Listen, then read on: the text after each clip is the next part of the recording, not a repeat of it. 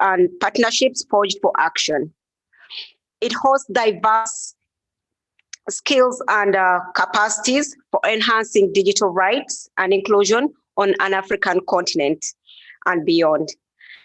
It is a Paradigm Initiative flagship platform for communities of practice around privacy, affordable internet, increasing women's access to digital tools, internet shutdowns, digital empowerment, and undeserved communities, and similar themes. This year's Digital Rights Inclusion Forum 2021 is hosted in almost 12 countries of Africa, including Tanzania. And in Tanzania, the Digital Rights Inclusion Forum 2021 is hosted by Zaina Foundation with a theme of promoting digital rights in a challenging environment.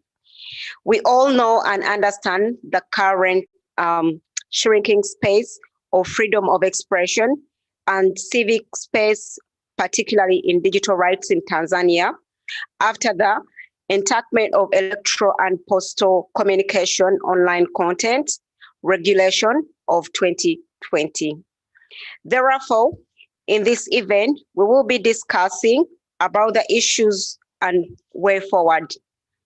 Without taking much of the time today, allow me to welcome you all to this event, and I would like to declare the Digital Rights Inclusion Forum 2021 is launched in Tanzania. Asante sana.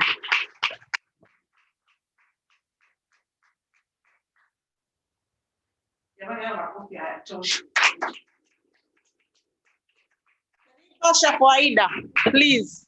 Pasha, Pasha, Pasha, Pasha, Pasha, Pasha. Pasha, Pasha, Pasha, Pasha, Pasha, Pasha, Choma. Choma. Oh, no, Choma.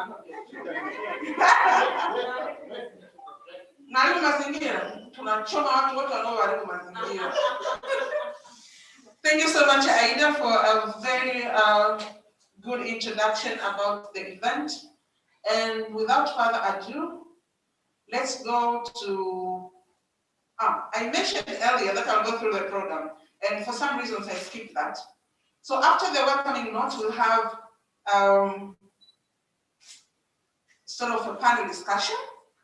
And here we'll have Madam Zaituni, and then we have Aida, we have Samantha and James, and they will talk about promoting digital rights in challenging environments. This is the case study at Tanzania, but then the members will have to take us through, and then we'll get an opportunity to listen to how digital rights are being promoted in Tanzania, what are the challenges, what are the opportunities. But also, we'll get an opportunity to understand the environment. And I think it's an opportunity for us to be very, very attentive, so that at the end, we'll have an opportunity also if you have any questions, if we need to ask for any clarification. It's an opportunity for us to understand. And I want all of us, when we get out of this room, we understand the environment. So if someone asks you about the digital rights in Tanzania, yeah? So please, let's use this forum to make sure that we get out here very confident with the environment. Then right away we'll have digital security and inclusion talk from Maria Matui, and then we'll have another opportunity to listen to James Lawrence on circumventing widespread internet shutdowns during election period in Tanzania. These are some of the hot topics that you really need to be attentive and really need to know and see how the stakeholders look at this, from which perspective they look at the shutdown. It affected most of us. We still use VPN to treat, so it's still a challenge for us. So let's listen. Let's see how, as a group, as a forum, we can even come up with solutions on how to move forward. Then we'll have skill share around digital rights, and then we'll have participants in groups. And this event will take approximately 20 minutes. And then we have group discussions. We'll all be in groups. And one of the groups will talk about using digital technology to amplify voices in Tanzania. And actually, I can see the presenter just coming in. But don't turn around, don't turn around. And then we'll have gender health and technology. Aida will take us through this program, to this group. And then misinformation and women's rights. Maria, who is one of our presenters in the next few minutes, then will be the team leader in this group. After that, you'll go to lunch. And mind you, as I informed you earlier, the program I just mentioned from actually now to before lunch will be streamlined. So we'll have an opportunity to have a conversation with people from other countries, from Nigeria, from the United States, Europe, from all over. So let's tweet, let's engage, and make sure you tag Zaina Foundation, you tag Parliament HQ, and then you hashtag Drift21 and Drift. Now, let me welcome Madam Zaitun, who will be the facilitator in this the coming session, which is called Promoting Digital Rights in a Challenging Environment. So Zaina is the key facilitator in this session, and she will invite the panelists and take the program. Zaitun.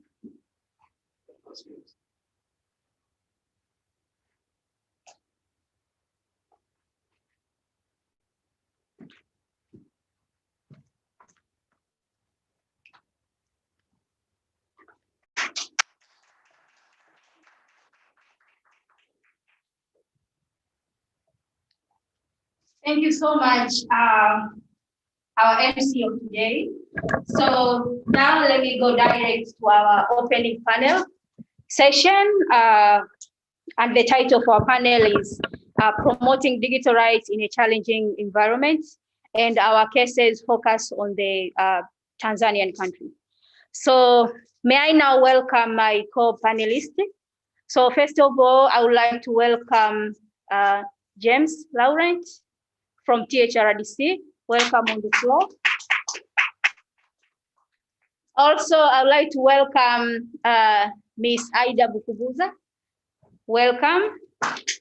And also, I would like to welcome Mr. Samata. Welcome on the floor.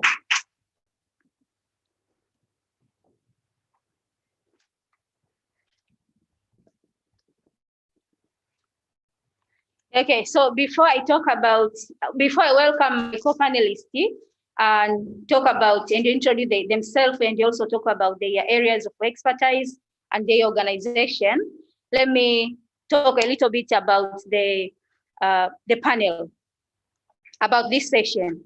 Actually, the title is Promoting Digital Rights in a Challenging Environment. In our cases, focuses in Tanzania. So when we are talking about digital rights, that means the digital platforms.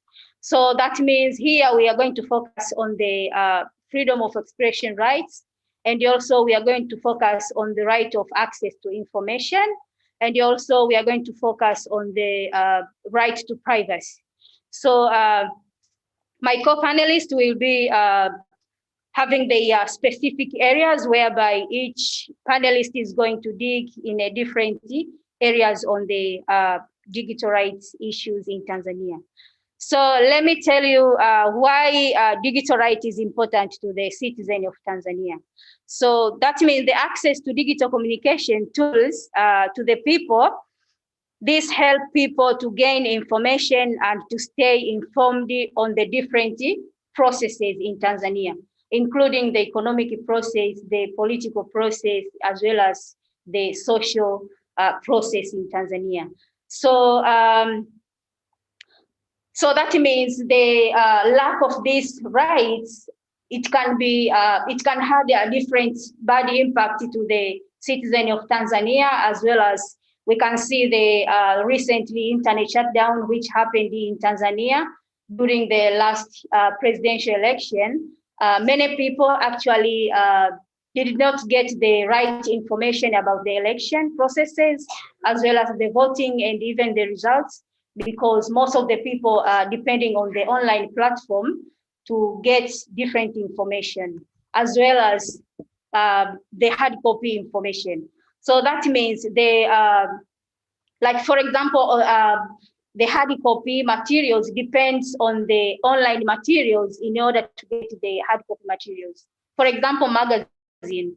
I think most of the writers of the magazine, most of their sources lying on the online platform or different online sources or different online accounts.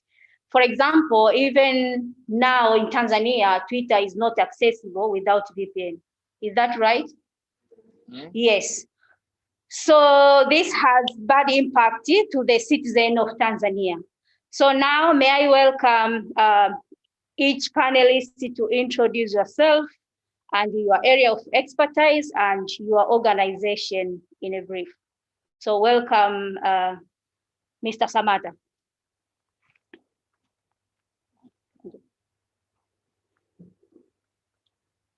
Thank you so much, moderator, for giving me the opportunity to introduce myself. My name is Ibrahim Samata. I'm working with the Rural Women Development Initiative. It's based in the Coast region, the place who are coming from the former president, JK. So. Yes. Good morning. My name is James Lawrence, digital security consultant. Thank you. Good morning, ladies and gentlemen. My name is Ida Bukuboza, and I am a founder of Idea Gender and Technology Initiative from Uganda. And what we basically do, we do promote gender inclusive technology to make sure. Sorry.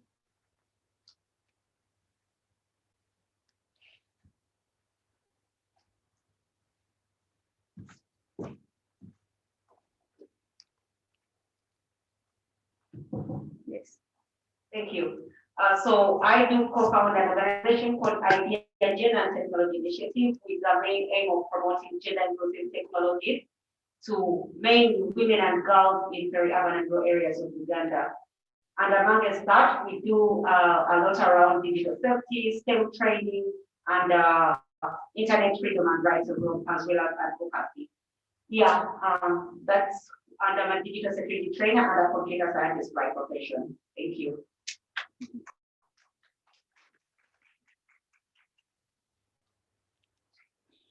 Okay, thank you so much.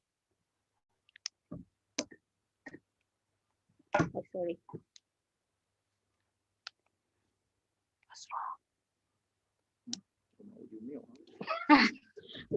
Sorry, thank you so much, my co-panelists. Also, my name is Zaituni. I'm a executive director at Zaina Foundation, and also I'm a digital security expert.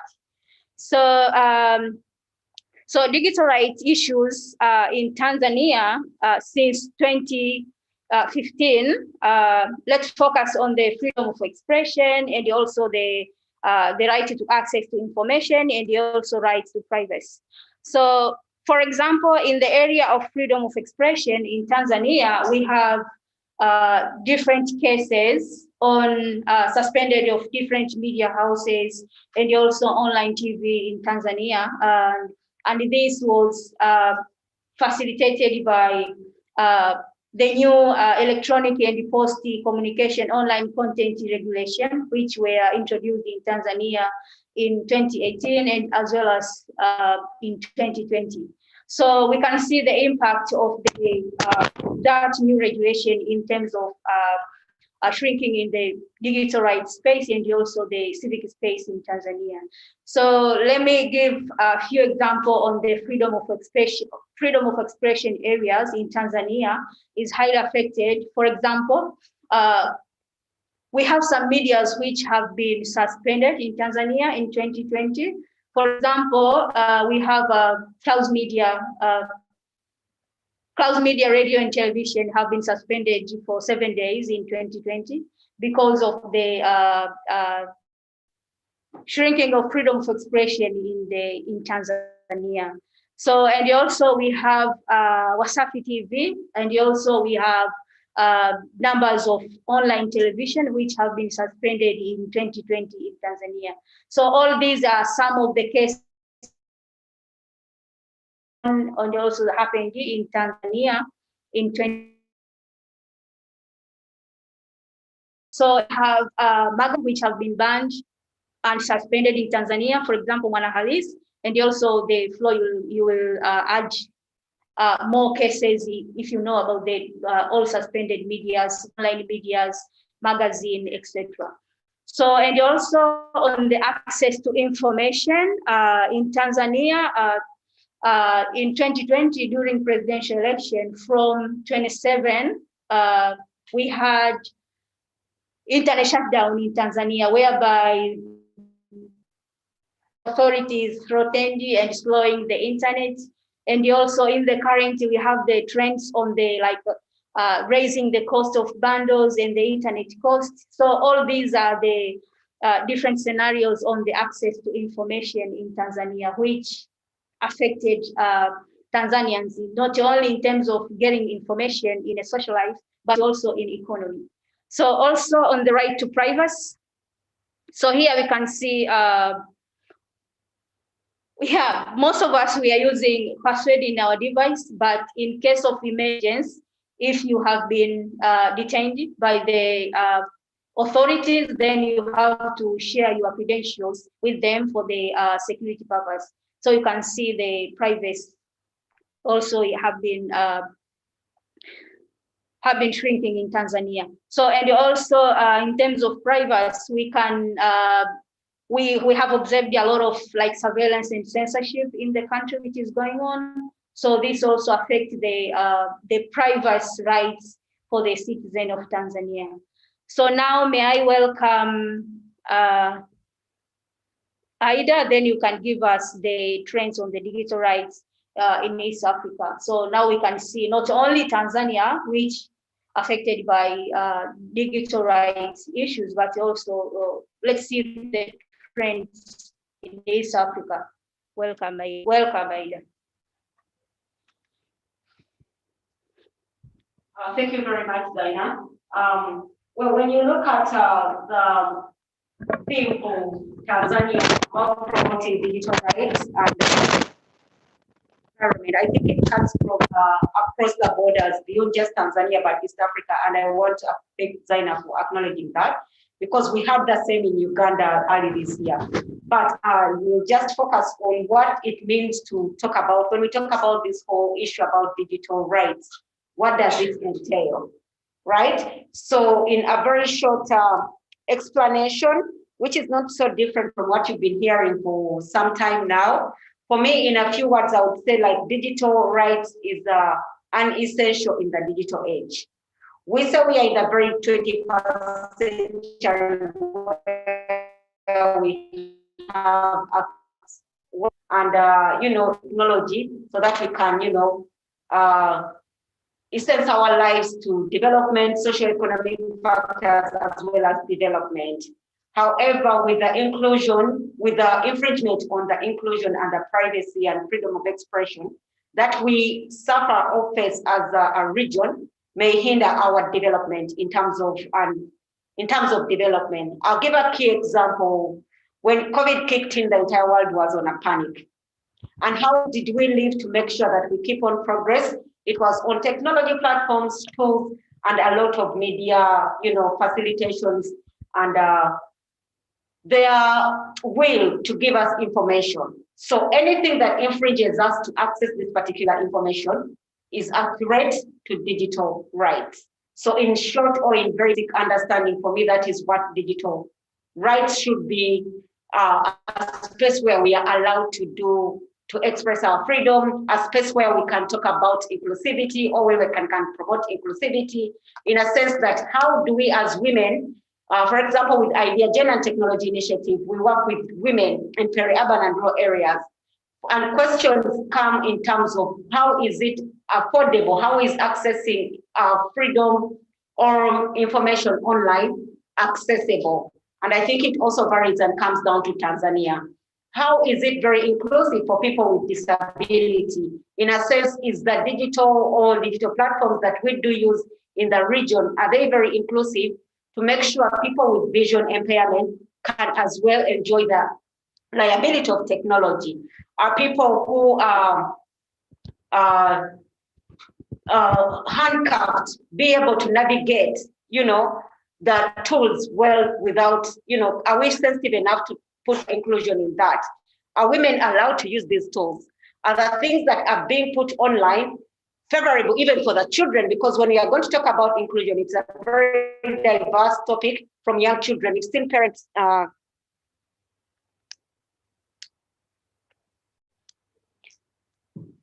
I think it's back things. People having children with tabs. What are we doing to make sure that whatever they are using as online tools or to gadgets, are they inclusive enough that the content is right for their children? I can continue. Okay, I think I can project my voice wider than that. Well, then I wanted to talk about mainly, Zaina has been talking about privacy and privacy. So what does it mean for one to be, private online? Things we've had about conversations about surveillance, censorship. What do these particular terms mean to a layman's person who is not in this particular room, right? Do we all understand what surveillance is, what censorship is, what internet shutdown means to, to today's changing world of work? And lastly, for me, I wanted to highlight a bit about internet behavior for both the users and the promoters. What does this mean? Internet behavior, in a sense, whereas we say we are in digital spaces and we have every right to do whatever we want and express ourselves without any infringement, are we the perpetrators of online gender-based violence? We may be in this space, but we are the people abusing these particular rights. So it comes down to us to censor ourselves and do self-appraisals to make sure that while we are promoting digital rights, we need to be very aware of the internet behaviors as users, even as consumers and promoters. And lastly, it is about safety. Oftentimes when we talk about digital rights, we are talking about our freedom, our everything. We don't want censorship from government. We don't want ABCD. However, how are we promoting the safety of our children who use online platforms? How are we promoting the safety of ourselves to make sure we do not fall prey for online perpetrators? Thank you very much. I think we shall continue with the conversation from there. Thank you so much, Aida, and for the nice brief on the digital rights, the state of digital rights in East Africa. And we are glad, we are actually not glad to see also these things also continue in Uganda and the other places in East Africa. So now I would like to welcome Mr. James. Then you can tell us about the electronic and post communication regulation.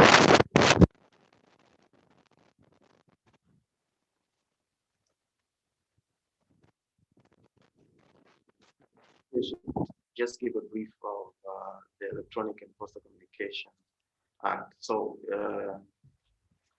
it was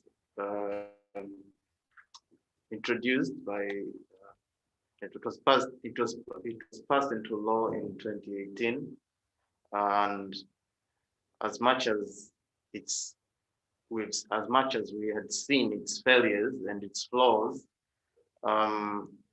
it was repealed and replaced by the Electronic and Postal Communication Act of 2020. So the 2018 EPOCA is no longer active. It's now replaced by the 2020 EPOCA. But still, many of the weaknesses and flaws in the 2018 EPOCA or online content regulation still exist in the 2020 online content regulation. For short, it's online content regulation, but for long, when it's long-term Electronic Communication Act. So one of the challenges that was seen in the 2018 epoch and also appeared in 2020 epoch is the need for online content producers, meaning you and I, because when we talk about content, means anything from audio, text, messages that can be published online and can, in one way or another, earn you money. So any content that is shared on social media platforms is restricted from, according to this law, is restricted from, you're restricted from sharing that information unless you are licensed or you're registered under TCRI. This means as we go forward, even Instagram users will find themselves having to acquire licenses. But again, we should look into the processes of getting these licenses. To get a license for you to produce or to publish content online, you have to have the TIN number, you have to have tax clearance, all of those things for a common Tanzania like you and I. I can say most of us don't really. It's cumbersome. Okay, it's a lot to deal with, and it's too much to ask for when you need to exercise your freedom of speech and freedom of expression online. We know that freedom of expression and freedom and our digital rights are guaranteed by the Constitution, by our Constitution. That's one, but also guaranteed under international laws. But still, these laws, the online content regulation, they don't seem to conform to that. But so another challenge that we have seen in the EPOCA 2020 is the restriction of tools, because I've been listening and we've spoken about the use of VPNs, but the online content regulation restricts using tools that can help one access restricted content. And by this, in this case, I mean Twitter. I've heard people saying that right now you can only access Twitter with the use of VPN, but you should know that the online content regulation restricts using VPNs to access restricted content. I wouldn't say it out loud, and I wouldn't advise anyone to say it out loud that proudly I'm using VPN, because you'll be committing a crime. And there's also a crime under the Cyber Crimes Act. Again, another thing that is you can see in the EPOCA is the broad definitions. The online content regulation prohibits publishing restricted content, but really, as in 2018, the 2018 online content regulations, and even now in the 2020 online content regulations, the restricted content has not been given a wide meaning, because once an enforcer of this law, let's say TCRA,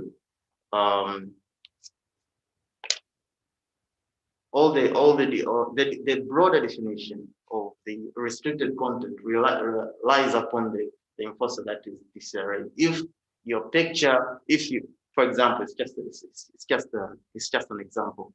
If you take a picture by the beach and they see that it's a restricted content, they say it's a restricted content, and that's it. If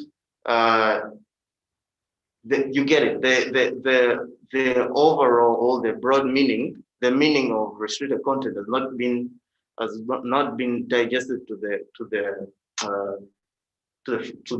its full length.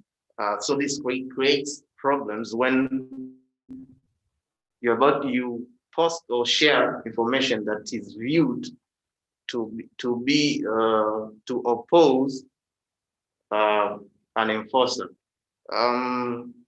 But again, we have seen improvements in the 2020 online content regulations. Right now, there has been established the Fair Competition Tribunal, as in the case of Watetezi TV. They are, since they were initially punished by the TCRA, but through the Fair Competition Tribunal, they were able to appeal, and the punishment was reduced. And again, I should remind people, TCRA has no mandate to impose a punishment, but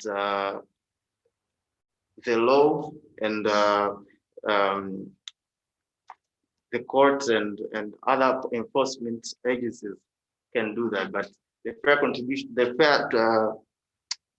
Competition Tribunal is the one that can impose or reduce punishment. There has also been a definition down to what online content means. Now, the online content regulation has defined that online content means any information that is shared online, but excludes private communication. Private communication can be text messages between you and me. Now that's not online. That's not online content, or it's not, because you won't be viewed as a content producer unless it is seen that this content can earn you money. I think that's it. Maybe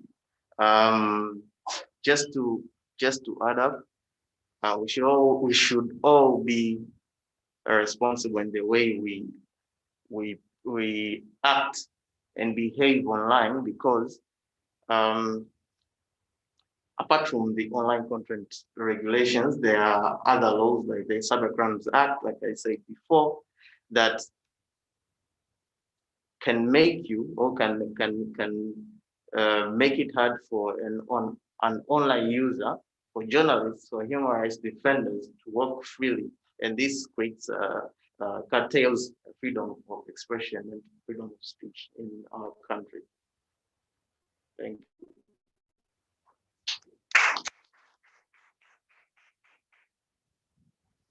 Thank you so much, James, for your clarification on the electronic and post communication online content regulation, which introduced by TCRA. TCRA means Tanzania Regulation Authorities. So that means they are the one who are responsible and who are watching, who are, I can say, who are monitoring all kinds of communication in Tanzania. So they are the one who are following all television and also bloggers and also online and offline media houses.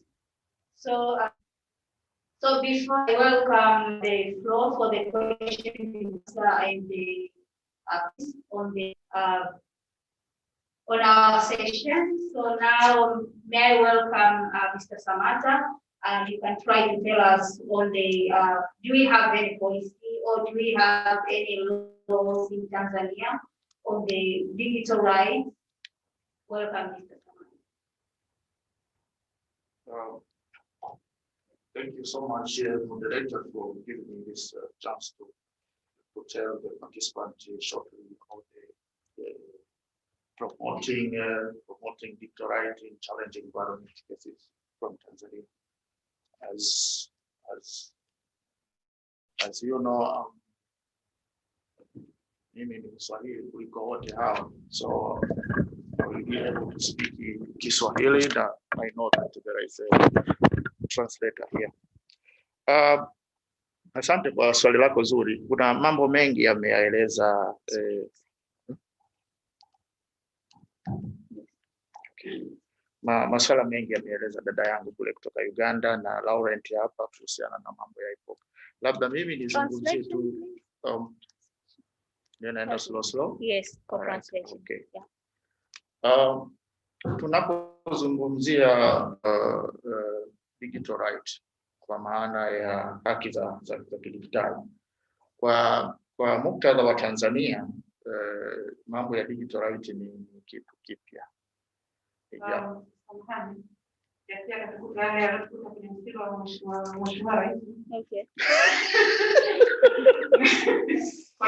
What should be the approach? Should I wait until citizens give a summary bit or translate as we Or have to go slowly? Yes, you can translate when continue? yes. Yeah, kwa hiyo kama tunavyozungumzia ni kwamba digital right maana yake ni zile haki za kimtandao ambazo haki hizi mara nyingi zinawalenga watu binafsi moja kwa moja ambao ni watumiaji wa mtandao. So Samantha is trying to tell us defining what the digital rights are, and he's focusing on the online rights and focusing on individual people and yeah. Okay. Yeah. Na kwa Tanzania, in Tanzania context, masuala ya digital right ni kitu kipya. Kwa hivyo hakuna sera, there is no policy. Okay. Laws. You say in Tanzania, digital rights is a novel concept, and there are no policies regulating digital rights. So I think everyone is doing whatever they should. Yeah, na kwa sababu hakuna sera, hakuna sheria, kwa hiyo masuala haya ni mageni, na hata ukiangalia kwa mujibu wa katiba pia hatuna haki hiyo ambayo inazungumzia moja kwa moja mambo ya digital rights.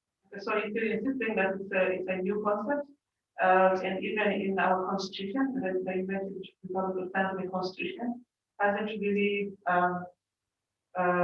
define or talk about digital rights. Yeah, na hata ukienda kwenye institutional level bado pia naye ni changamoto hiyo, hatuna hizo sera wala sheria ambazo zinatuongoza kwenye masuala mazima ya digital rights. Sio tu kwenye private sector, hata kwenye government yenyewe nayo ni changamoto.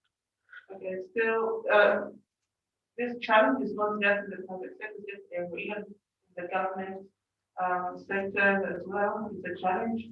They don't have policies, they don't have that clarity of what it is.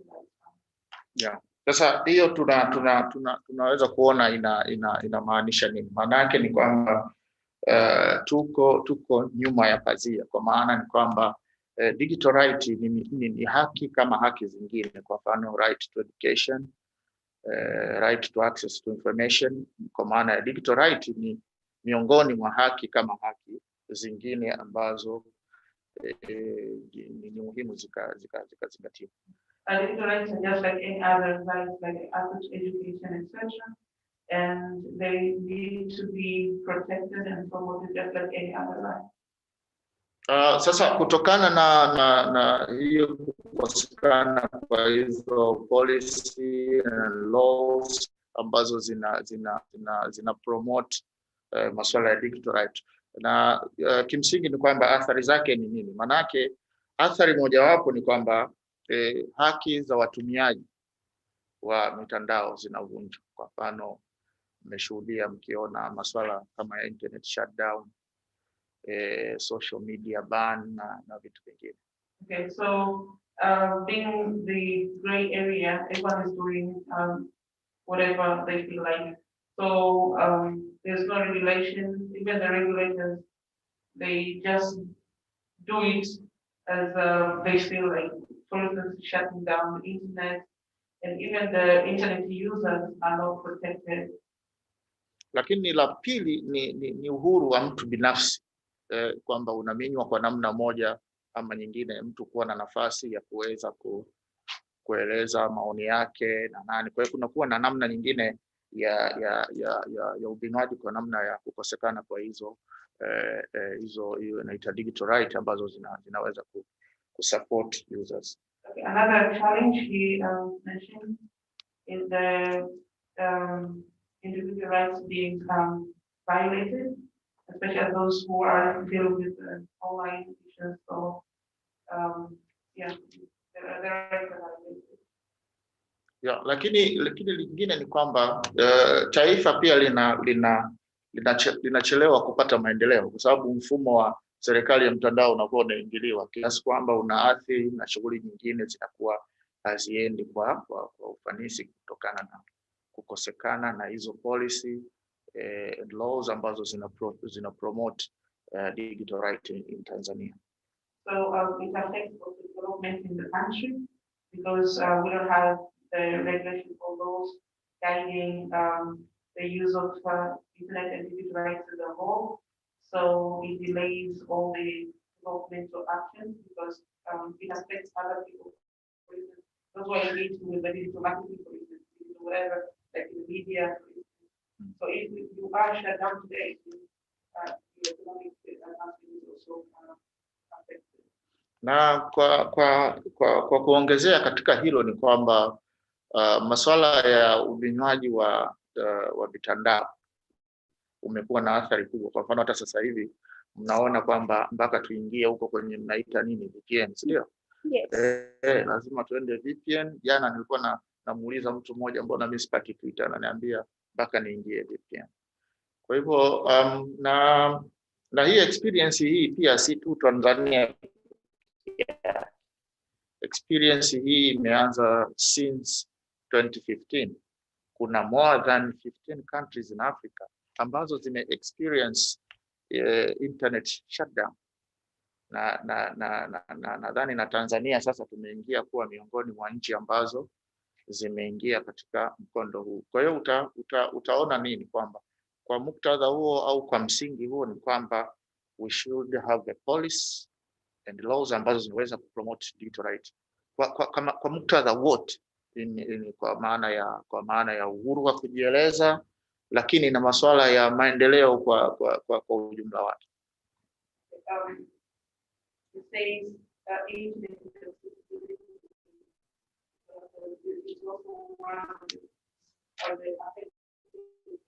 When it comes to the lack of digital rights and policy in Tanzania, and also this challenge is not just in Tanzania but many African countries.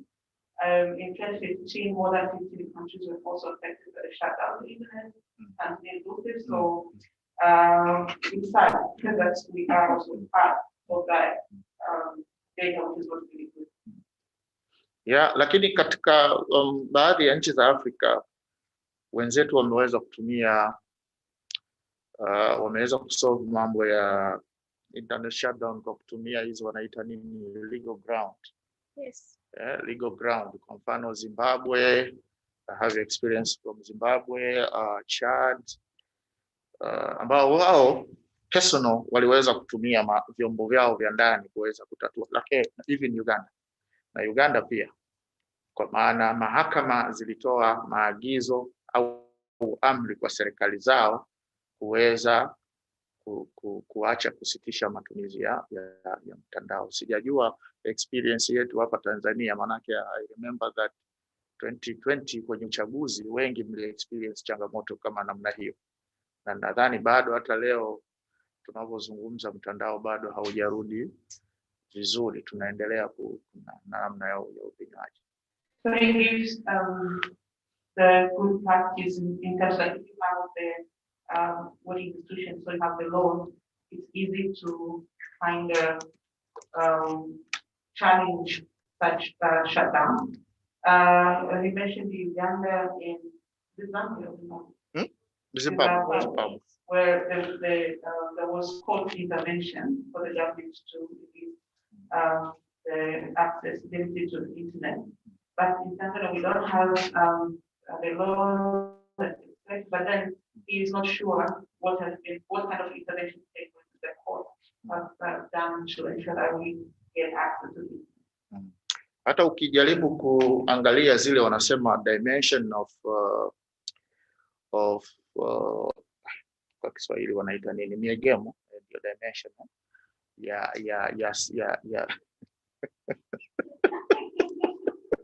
I'm sorry. Kwenye ile dimension ya civic space, ya civic space, yeah. Miongoni mwa masuala ambayo pia yameguswa kwenye hiyo, mojawapo ni ile inayoitwa right to information. Right to information, right to access information.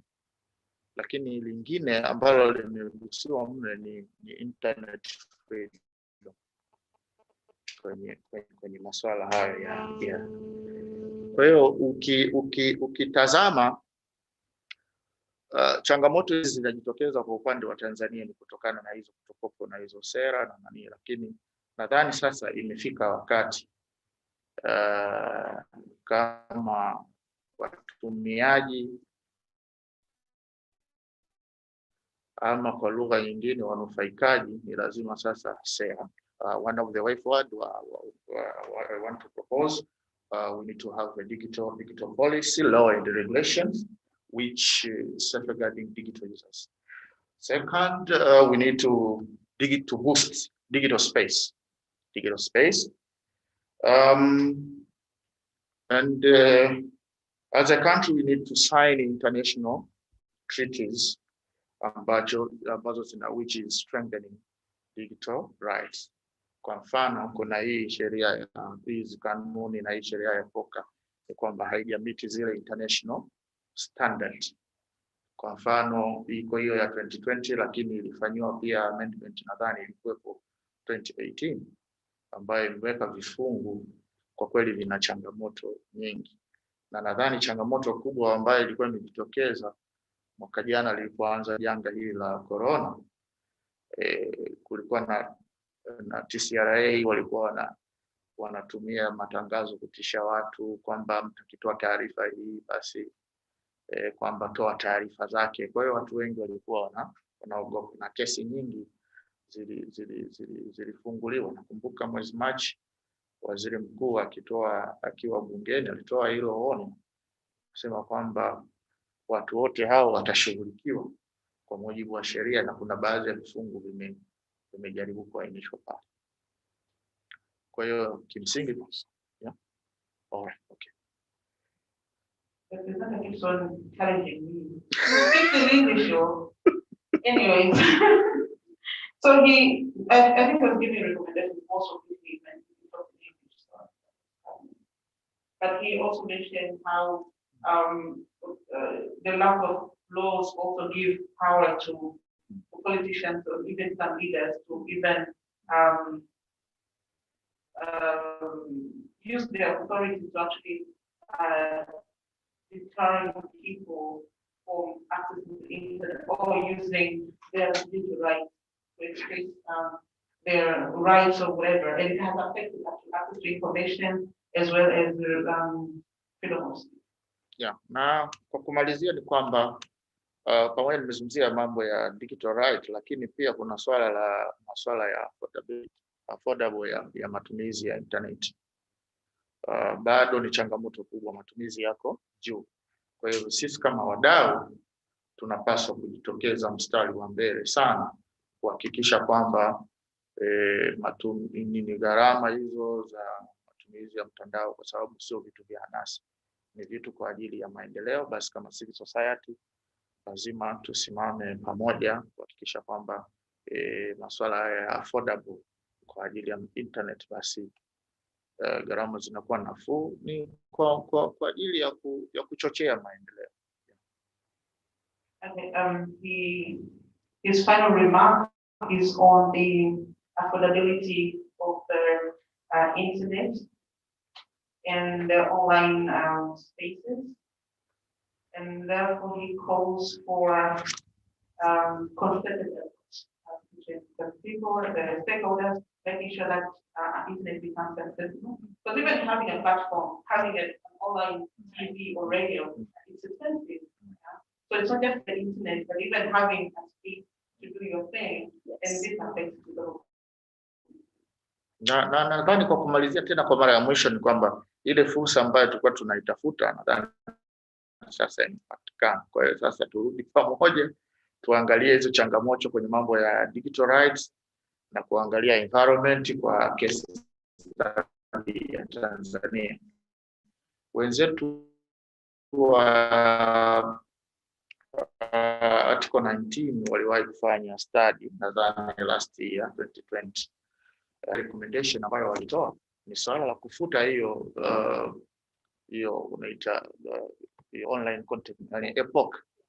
Yeah, one of the recommendation ambayo walisema ni hiyo sheria ifutwe, na ile study ilikuwa imejaribu kuelezea karibu nchi zote za Afrika Mashariki. Kwa mfano ukiangalia kwenye swala la hilo internet shutdown, manake katika Afrika Mashariki ni nchi 3 tayari tumeingia katika nchi ambazo zimeweza kudisturb mtandao. Tuna Tanzania, tuna Uganda na and also Burundi. Thank you so much.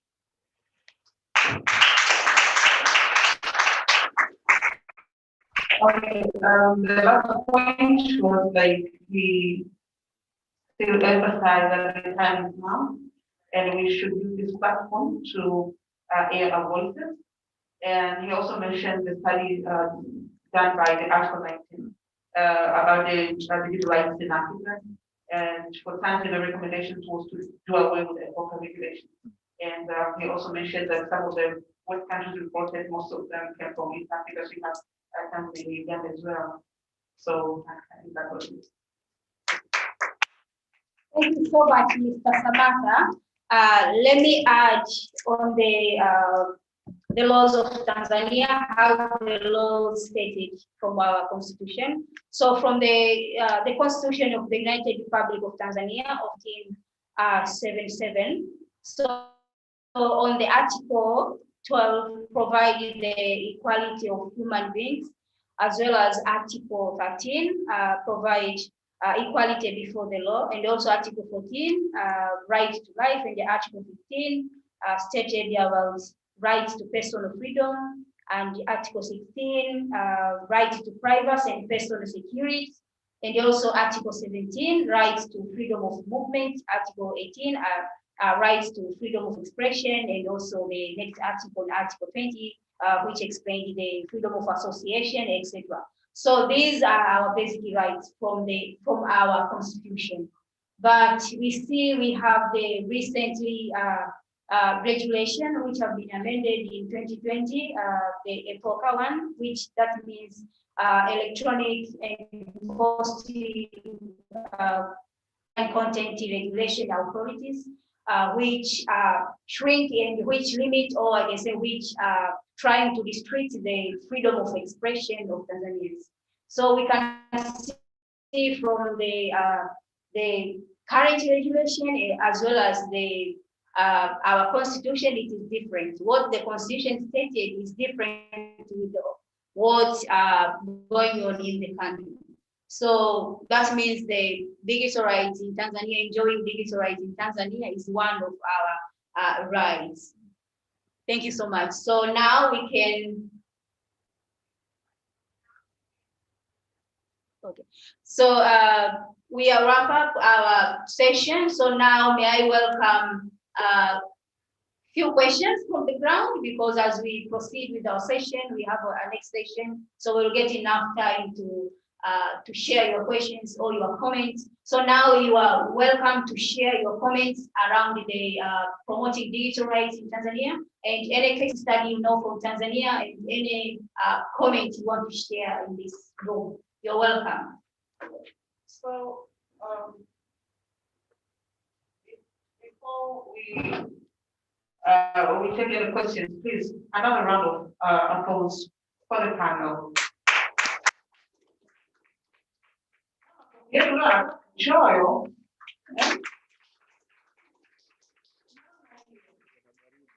So thank you so much.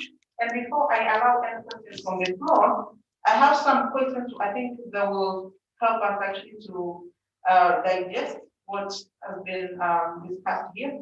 One of the questions is about, of course, rights, and I think Samantha, you've tackled that. But another question or the challenge is the digital right automatic right? Is it inherent right? Is it given right? Is it a right for few people? whose right is digital rights? I think we should discuss about that. But then another thing is, how do we balance the rights?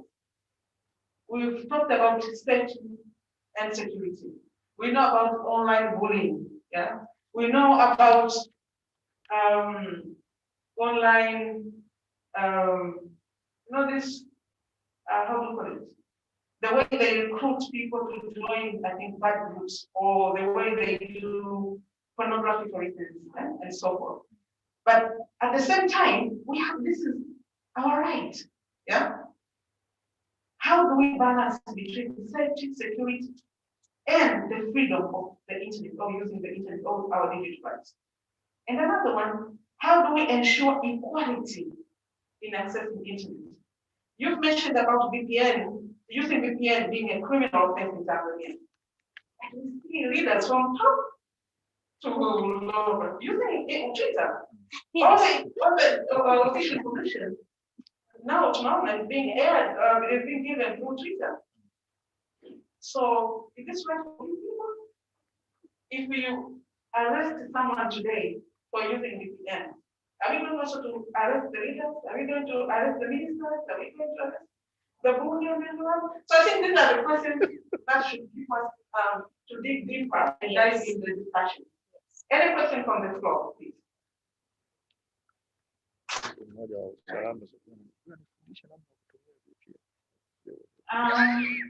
Thank you so much for the insightful presentation from our panelists.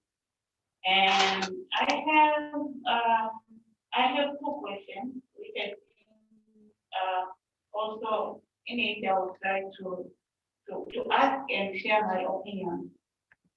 One is we have heard a lot of challenges regarding to digital rights in Tanzania. And for example, we're talking about the EPOCA 2020 regulation now has criminal offenses that you can commit without intention, knowing that intention is a very important aspect for a crime to be, for an act to be a crime. So we have laws that are not really helping. I don't think you've spoken about movement or kind of people trying to demand for this right. We don't know about our curriculum. What is it saying about this right? About the knowledge issue, the knowledge gap. So my question is, where should we start? Where should we start? Migration policy, the Constitution is silent. Is it a constitutional right? Yeah? And who pays for it? I heard, I know nowadays anyone who has money, they'll think of buying it as not enough for someone to actually digital right. So who is going to pay for this expense? I think these are the questions we should also come up with today, whether we should start with the coalition of people demanding for rights, whether we should start with demanding for policies, or should we start by the constitutional reform? Where should we start? Thank you. Thank you so much, Jalen. I will take a few questions, and then I think the panelists are not taken. Okay. And then later on, we'll also have a group discussion. So if we don't have answers to some of these questions, we should not worry. We will have a group discussion where everyone will be allowed to put their input. Asante sana. Jina langu ni Musa Kumbu Musa, natokea asasi inaitwa Right Environment and Malaria Control, sio Septemba. Nashukuru kwanza kwa mwaliko huu, lakini naomba nielekeze swali langu kwa Bwana Samata kwamba tumeona haki za kimtandao Tanzania ni shida, lakini mashirika yetu yamefikiriaje kuonana na wabunge ili kuyazungumza masuala haya, baadaye fike pahala ipatikane sera ambayo itasaidia sana kuona mitandao Tanzania inafanya kazi vizuri. Asante. Asante sana, kama sijakosea Mzee Mahmoud. Mzee Musa from Pemba, all the way from Pemba. Asante sana. In brief, the minister wants to know about the efforts that the stakeholders this have made or have taken to ensure that we have this law by engaging the members of parliament. So this question was directed to Samantha. I'll take one final question. Okay, thanks for the opportunity. I would like to congratulate the presenters for good presentations. My question is for Mr. Samata. I hear from you, you say we don't have the laws and some policies.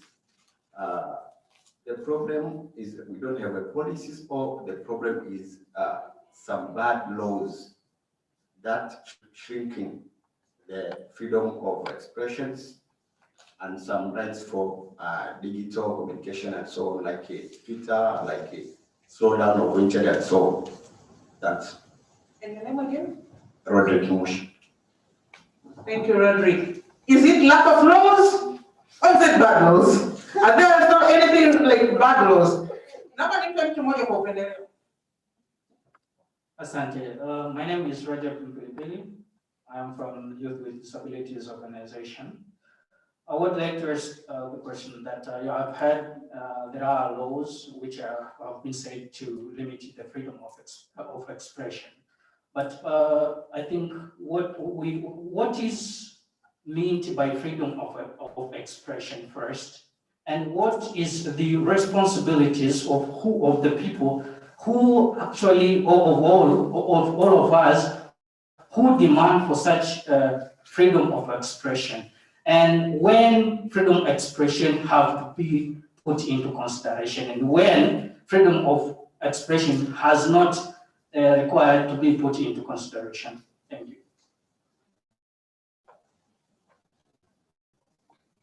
Thank you. The floor for the nice questions.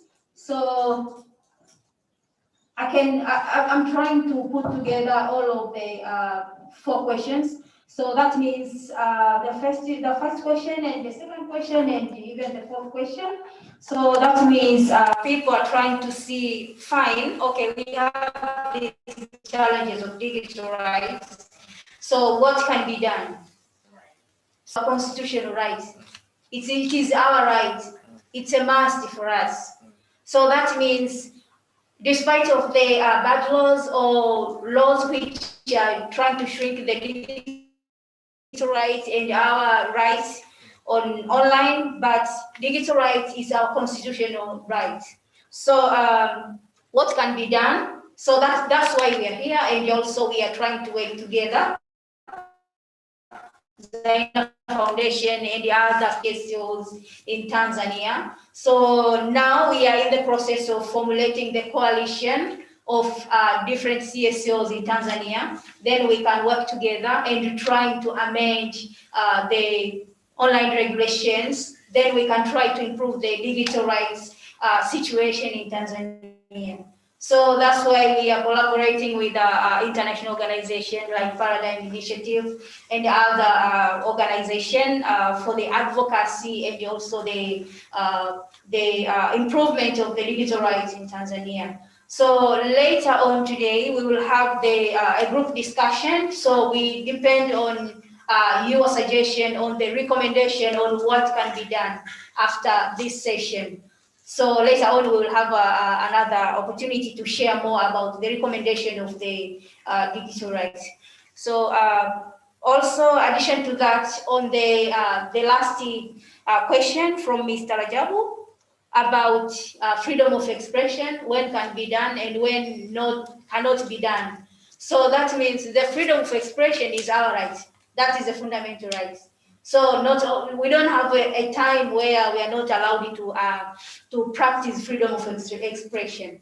So because we are a democratic country and we signed the Universal Declaration of Human Rights, so that means we must have the freedom of expression all the time.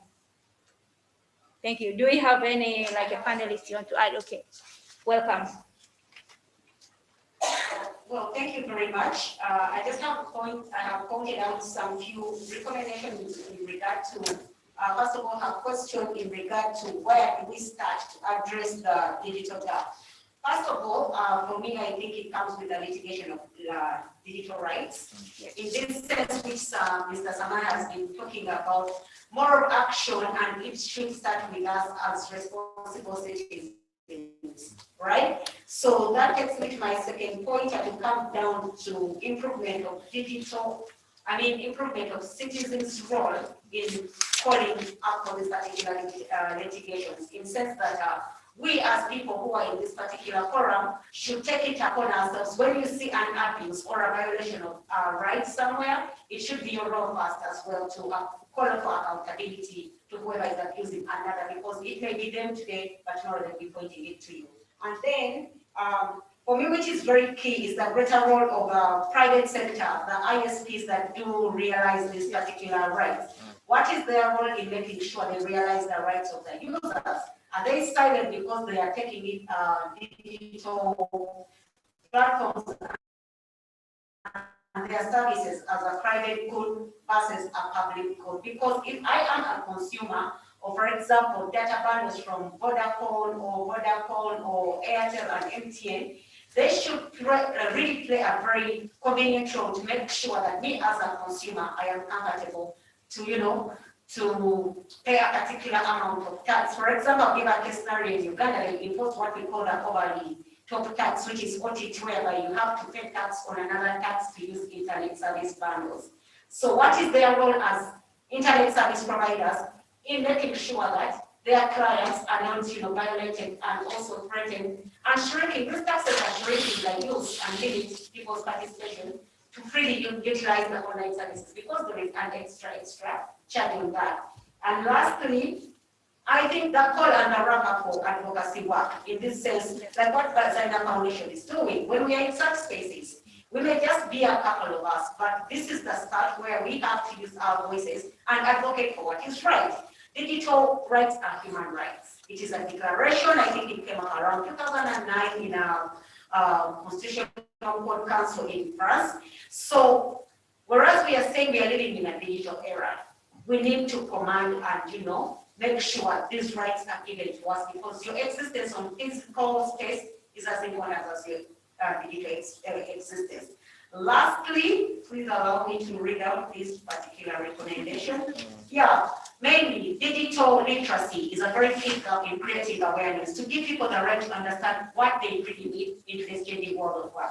And this comes down when you talk about literacy, it's just beyond, you mentioned something to do with buying a digital tool, probably, and what are these manuals talking about? Are they relevant? Back to inclusion and equality. To me, as a mere user of someone probably who is not in Dar es Salaam, but deep down, what are the charges and what are the limitations and the chances for me to enable me enjoy these digital tools and platforms? And this comes down, where is my safety? We've been talking about privacy and surveillance. Where is my privacy and safety in this? What are the key things that stakeholders and CSOs and CBOs doing to make sure people's digital rights are not abused, but rather realized for them to make it very free and enjoyable to express themselves and enjoy that? Thank you very much. Thank you so much, Aida, for the nice clarification. So now, yes, so now welcome James for the. Yeah, so there was a question related to me about public officials, but also our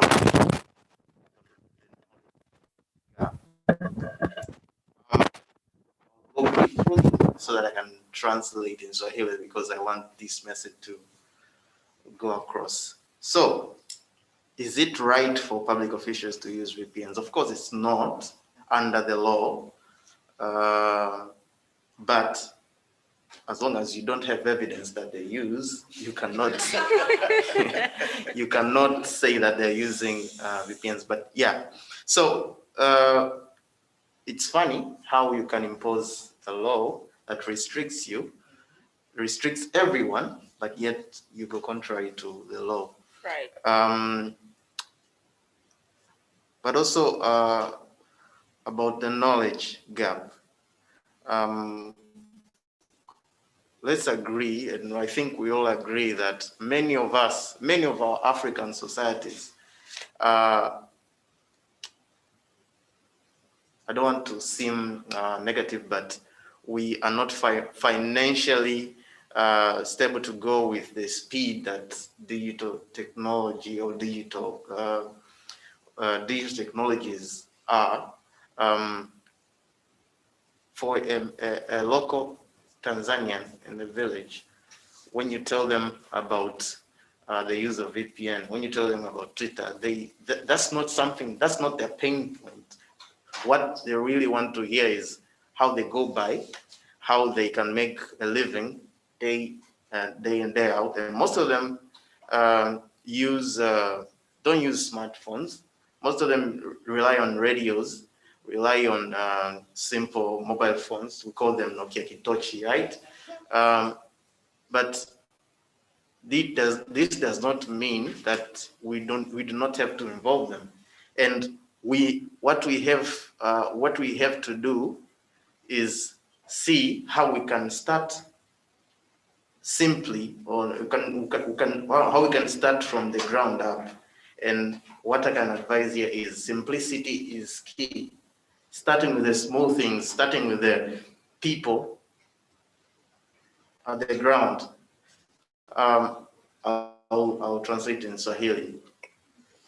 Tulikuwa tunasema, kuna swali kwamba wale watu officials, wale viongozi wameweka, serikali imeweka vizuizi vya kutumia kuingia, kwa mfano kuingia Twitter, lakini bado kuna swali kwamba bado kuna viongozi wana tweet na inamaanisha wanatumia Twitter, wanatumia VPN. Sasa ni kosa si kosa? Ni kosa of course, lakini huna uhakika, huna evidence, huna ushahidi kwamba wanatumia VPN. Lakini kuna swala kwamba knowledge au uelewa wa hivi vitu. Tunaweza tunazungumza vitu vingi sana hapa, vigumu au hata vikawa virahisi, lakini kwa Mtanzania wa kawaida vikawa havimgusi moja kwa moja, kwa sababu anaona hivi ni vitu ambavyo havimletei yeye chakula mezani.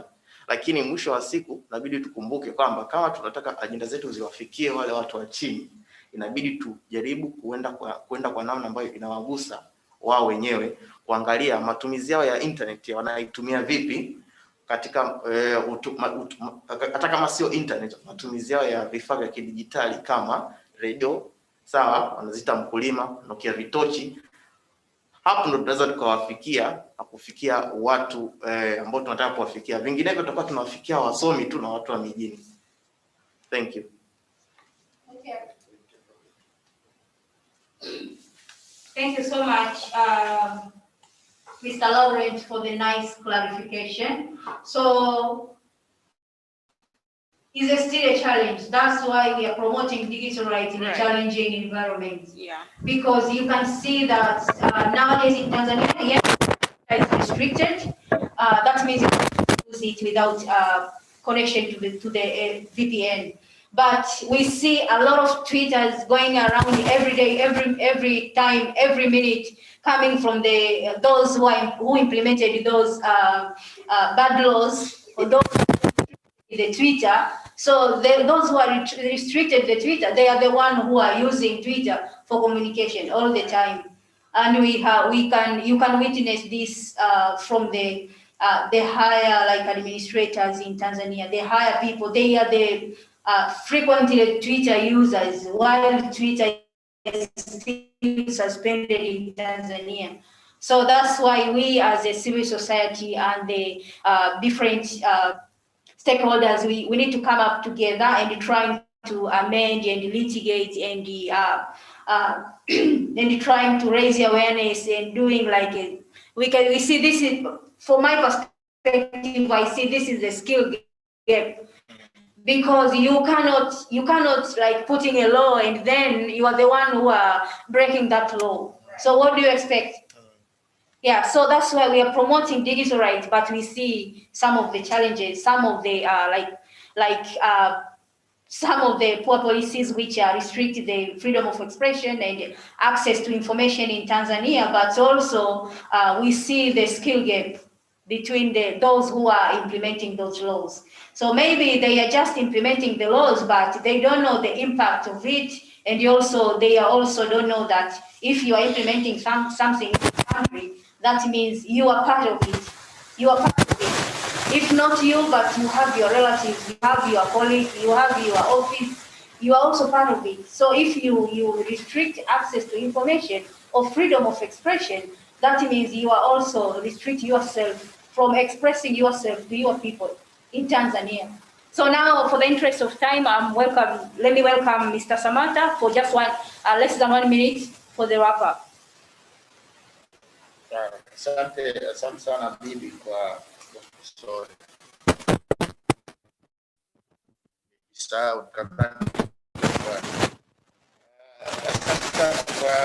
Kwa hilo Musa ni yazie bado nzuri alisha jibu mada lakini kwa nalo kwa tumesema kwamba kwamba how to use that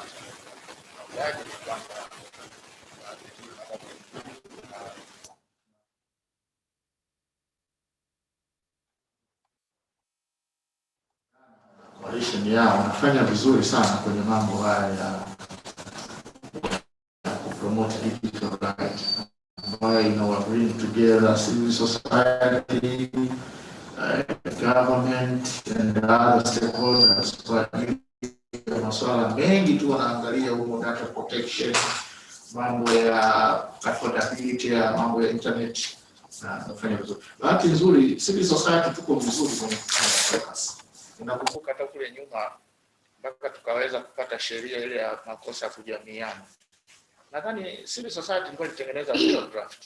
Kwa hiyo nadhani sisi ambao tunaliona hii ni changamoto kwetu, we have a chance to do so, to prepare a sample of law policies, then tukakaa na serikali for further discussion. Nadhani hilo ni swala la msingi. Okay. Yeah, thank you so much, Mr. Samata, for the wrap up on the policy. That means we need advocacy, litigation, in order to amend the current electronic and post online content regulation, which is restrict freedom of expression as well as shrinking.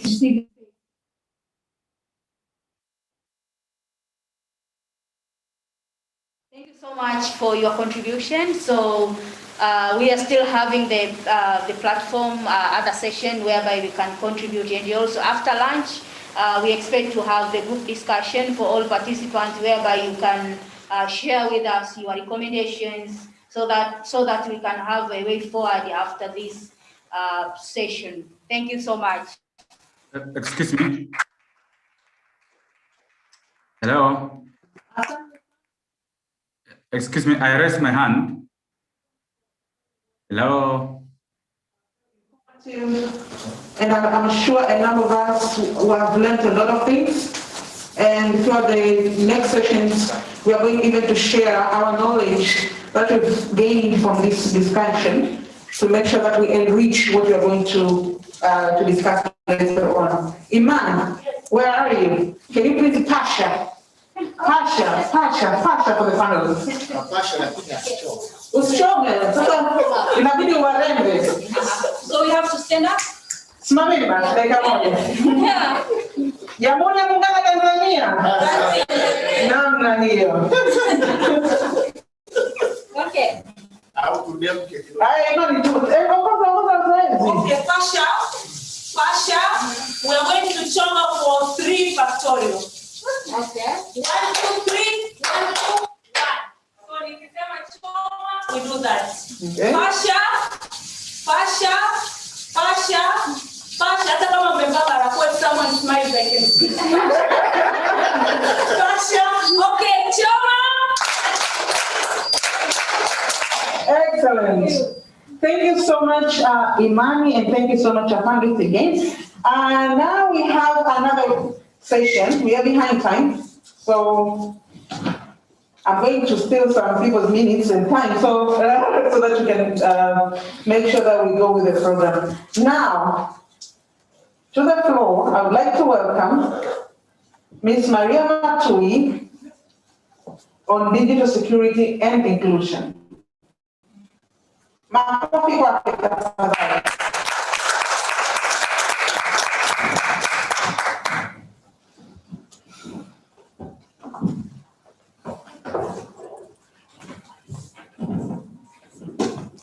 Habari ya asubuhi. Habari ya asubuhi. Nashukuru kupewa nafasi ya upendeleo sana na Zaina Foundation kuwa mmoja kati ya kuongea machache katika siku ya leo, na nashukuru zaidi kuibiwa muda na moderator. So as my topic suggests, I'm just coming forward to bring the scope of what I will later come in my presentation, which will speak about misinformation and women's rights. And as it alluded in our timetables, right now I'll just be talking about digital rights and inclusion. And for me to bring the subject home, and which will allow me to have a more broader discussion in our later conversations in the afternoon, I find it useful and important to touch base in certain areas, which I'll be discussing here, and I really have to rely on the other minds which produced this information before us, so that it can be able to guide us in our conversations, in our discussions, and more importantly, I find to be a fortunate moment for me from the previous speakers who have laid the very, very better ground from what I will later discuss in our conversations and, of course, in our afternoon discussions. So I would love to start by defining what do we mean by security. And I prefer to look my definition from a very simplified manner, and I took it from Black Law Dictionary, and I'll read as follows. So in the eyes of the term security, it may mean protection, assurance, indemnification, and it also goes further to include obligation, pledge, mortgage, deposit, the list goes on. So this entails the meaning of security is not just comes into digital rights, but this issue started way back before even we came into the existence of what we have today as a technology, particularly to us in developing countries and in the context of Tanzania as our country.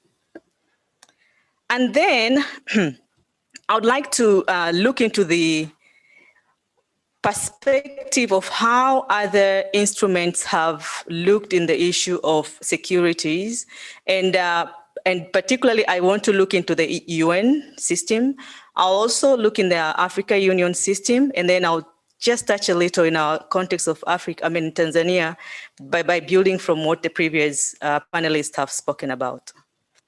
And with this one, I would like to guide you with the bullets that I prepared. The first bullet that I had was ICT have significant impact in our economic and political lives. I think we all agree to that. And also it facilitates the realization of social and economic rights, but also most important thing is human rights. And here I'll go to the question which one of the participants asked, what do we mean by rights and which right are we talking about? Further, I will go back to my bullet speaks about in 2016, the UN adopted a resolution that every country should make access to internet as a fundamental right. And the things that I'll skip because I think I'll have them further in my discussion in the afternoon. And the last one that I want to allude in our conversation this morning is the UN African Commission on Human and People's Rights and Inter-American Special Rapporteurs. Usually in Tanzania, we don't speak much about the Inter-American system, so I'll just focus on the UN system and African Commission on People's Rights, which specifically stated the rights that people have offline must be protected online too. And this Ali also spoke about very strong about on why we think because I'm using a phone, my right should not be considered or should not be protected. It's the same person with the same rights, and these rights should be equally protected in all manner and at all spaces. So, with that being said, I would wish to take you to what we have as the, will my echo come back again? Okay. So, it distracts me.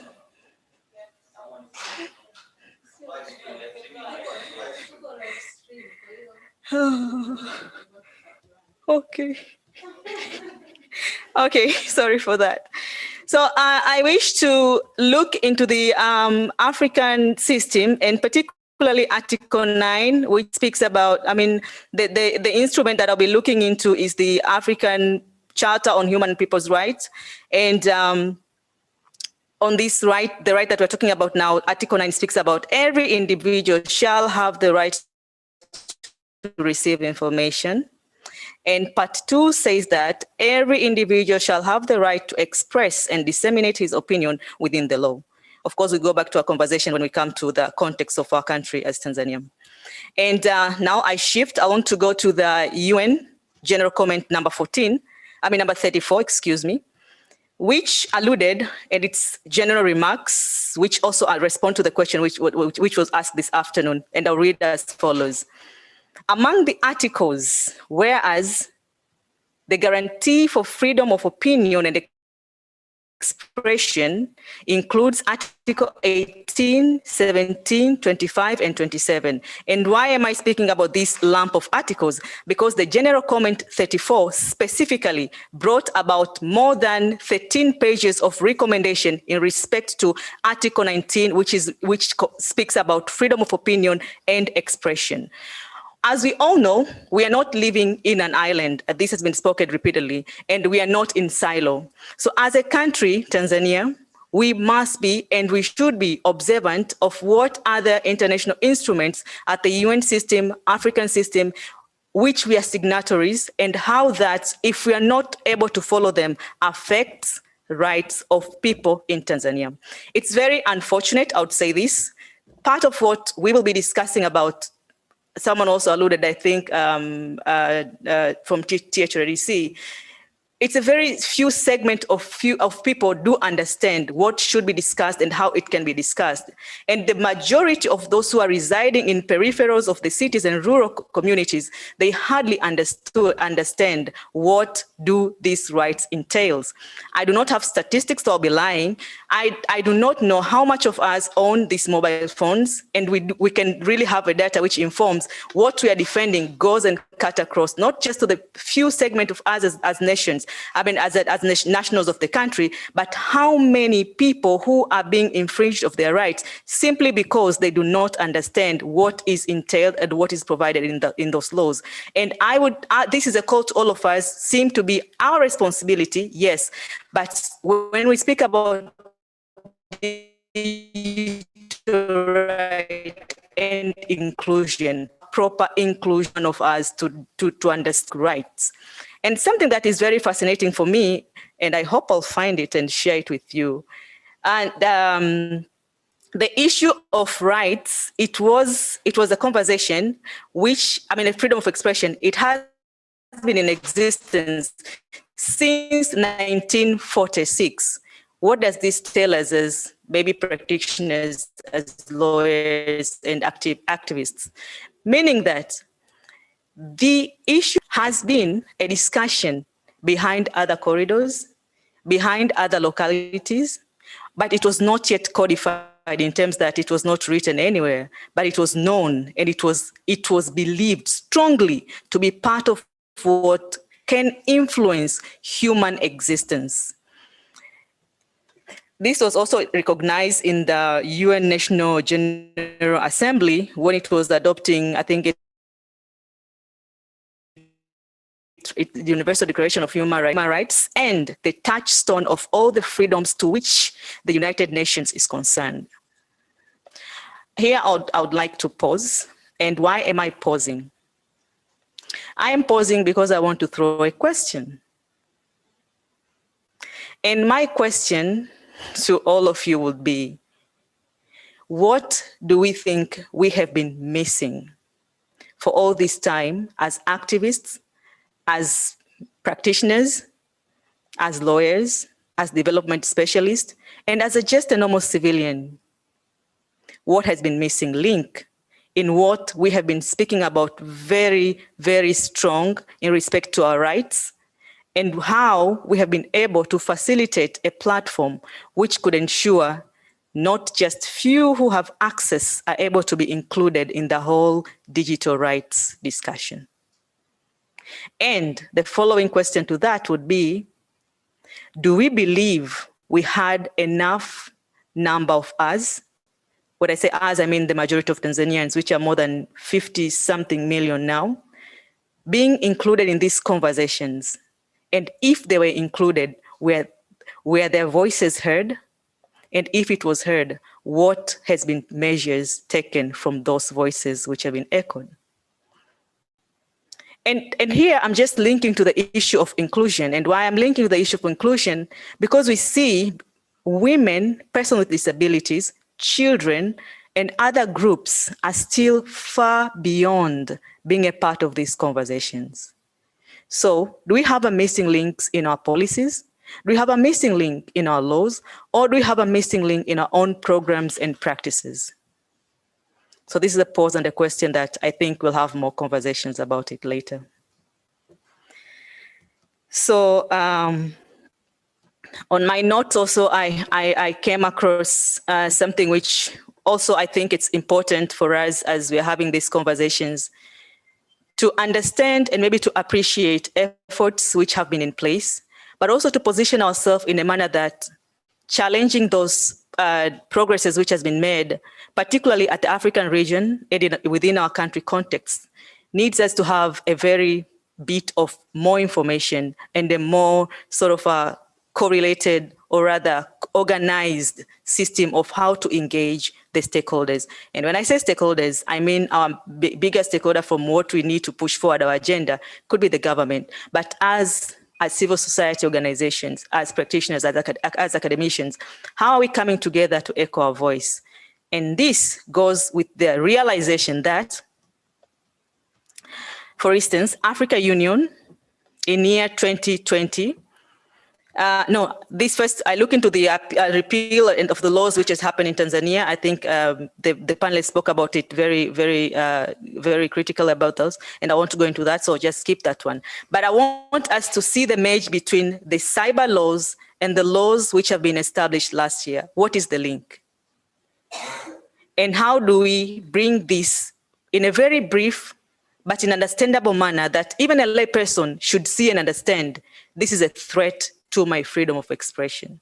This is a threat to my space in the digital era and time. We're not going back to how we used to live years back. We are moving forward. But in moving forward, how do we move forward? Are we strategically positioning ourselves to tackle the challenges which are ahead of us? Are we strategically positioning ourselves to engage without confrontation with existing systems? And do we understand the relationship between power and what we have? And how best could be a conversation around these issues? And why am I saying this? I'm saying this because in which year was this? In year 2014, when Africa Union adopted the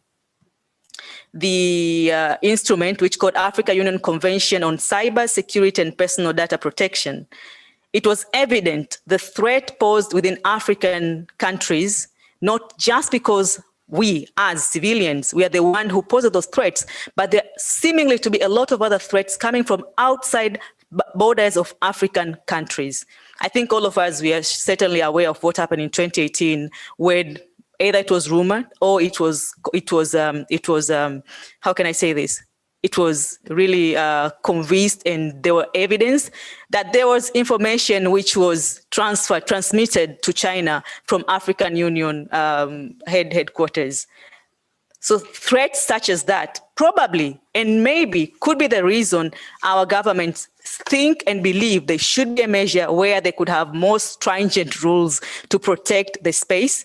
But are we there to justify those rules which hinders and impact our own rights, which is seemingly and believed to be fundamental, not just within our countries, but at the international arena and at the regional arena? And as I've gone through the instrument, Article 19, the Universal Declaration of Human Rights, our own constitutions within a Bill of Rights in the Constitution of Tanzania, all these are recognizable. And also, if I echo what Aida spoke about from what was in Uganda, are the rules, principles, and guidelines which have been in place years back. But is there some clawback clauses which are coming into existence to shrink our space, to hinder us from speaking, to hinder us from conveying our messages, to hinder us from coming together and collectively air our own concerns? So what is happening? Is it because our government are under threat, or we have become threats to our governments? I think this is another question. I think the third question I want us to sort of interrogate as we are going further in these conversations. Remember, my topic is about security and inclusion, so I'm kind of going back and forth, linking the two. So part of what was seemed to be among the threats which were posed within the African continent was cybercrime, was violation online, was issue that related to crimes which otherwise could threaten the cybersecurity, and there was a resolution which came about at Africa Union and spoke about how the government should have a mechanism and a system to ensure that the cyberspace is more protected. And the beauty of it, when this came about, it was not about to stringe or to limit the space for civil societies. But you know, when you start reading these laws, when they start to be implemented, that's when you see, was this the intention, the original intention of the drafters, or the interpretation of those who are implementing the laws? So also this is something, as we are going forward and forging our relationship, we have to be very critically about how and why certain things and certain laws and policies are happening the way they are happening. Is it a drafter's mind, or is it an implementer's mind which is coming into play? And when it's affecting us, are we able to go back to the drafter's mind and look into those content of the drafting and argue? I like what the panelists from AIDA spoke about, the strategic litigation, for instance, strategically, as we're engaging. Yes, as we're taking these issues to the courts of law, how are we critically examining the drafting of those documents? And how are we critically examining the practice of those documents in other countries with the same context? This is something else which I want also to allude, and I'm building with what I spoke earlier, is what seemed to be as a threat to our governments, but is that an excuse for take away the rights, fundamental rights of its own civilians? How many minutes do I have?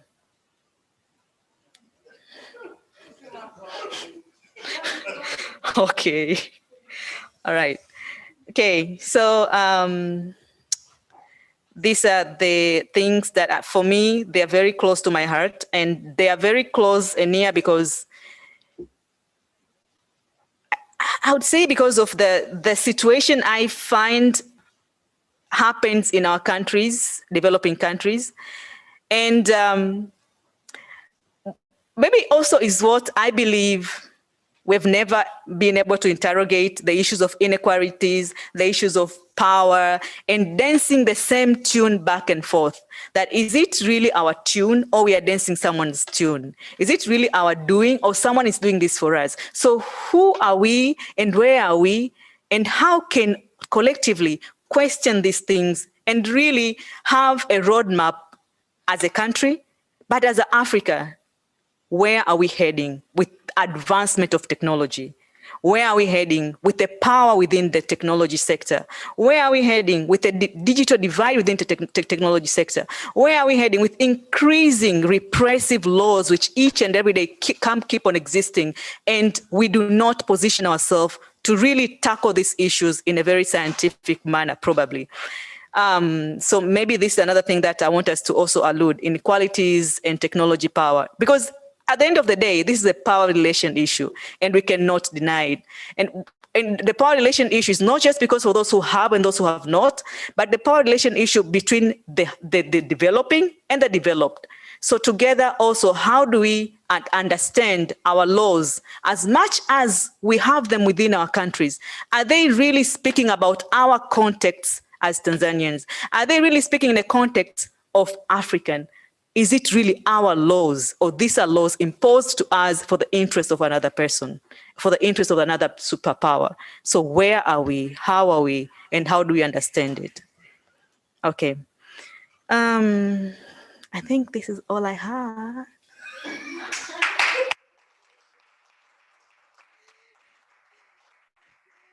And I hope there'll be no questions. Hey, seriously.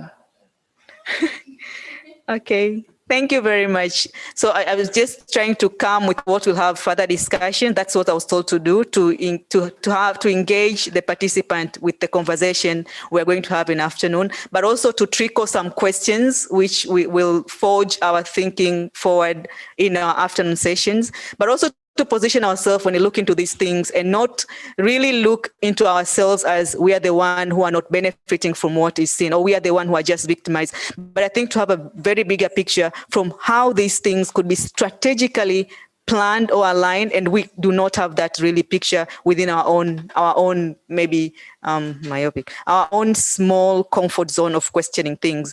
So to me, this is it, and maybe we'll have further discussion in the afternoon. Yes, Jolene. Moderator, sorry, I took your I took your moment. You stepped outside.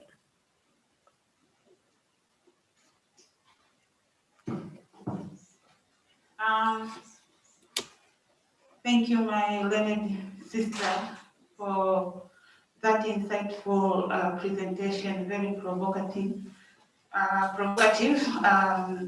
My question really goes back to the whole issue of who owns digital space, because I feel like there's a shift, and when we are talking about the power dynamic issues that you raised, I think there's a shift of ownership of the space, and that triggers the whole issue of who control it, why the control is, for whose interest, and things like that.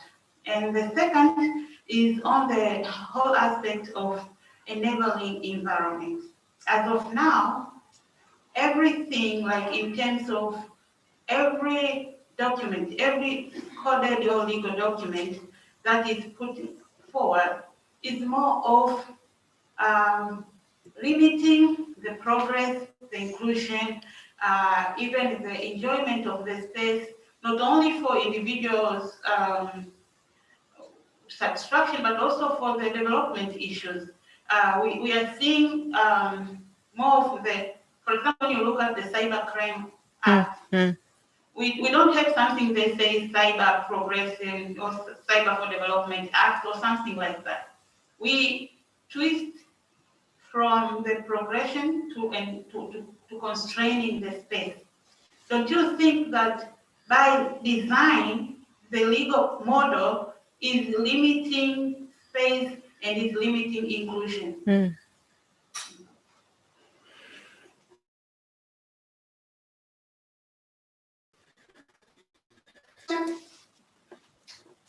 Okay, back to you, Maria. Okay. Thank you so much, Jillian. I think you answered your questions already. Anyways, certainly it's really evident going forward. You want to add? Okay. Started well, kind of. We started well, despite of a lot of challenges in the cybersecurity law, for instance. And then in 2020, what came as HIPPOCA, that is realized going back 20 years from the science and technology, from existing laws and progression of all this, which we've been really struggling to ensure that human rights is not just in documents, but it's implemented, it's seen, it's visible, and understanding more, and maybe part of that being in denial that the critical growing mass is of young people, youth. And these are the people who are using this technology every other day. But that's just one point. But the other thing is the global village is moving forward to a techno space.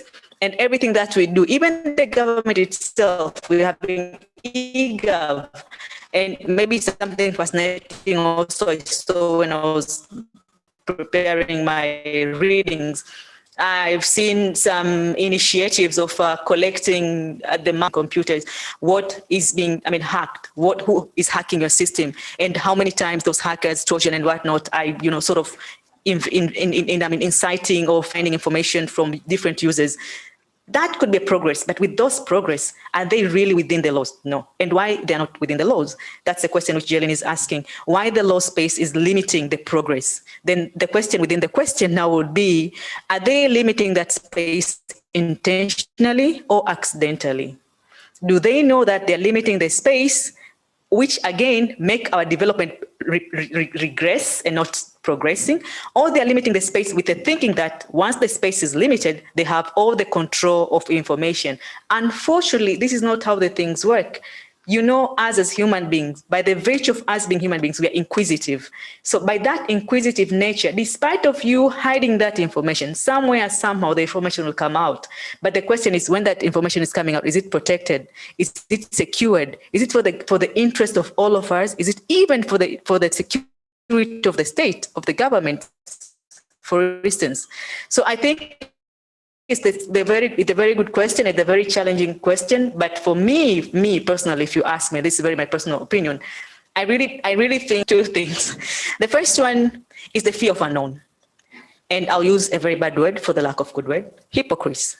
So if I really know that if I will tell Rose, this is what she wants to hear and it will benefit me, exactly what I'm going to do, and that's what I'm going to tell Rose. Despite of looking at the bigger picture, by telling her what I'm telling her now, its effect is multiplied to generations and generations. So that is hypocrisy, and that is for the lack of having a better strength of understanding what is your responsibility.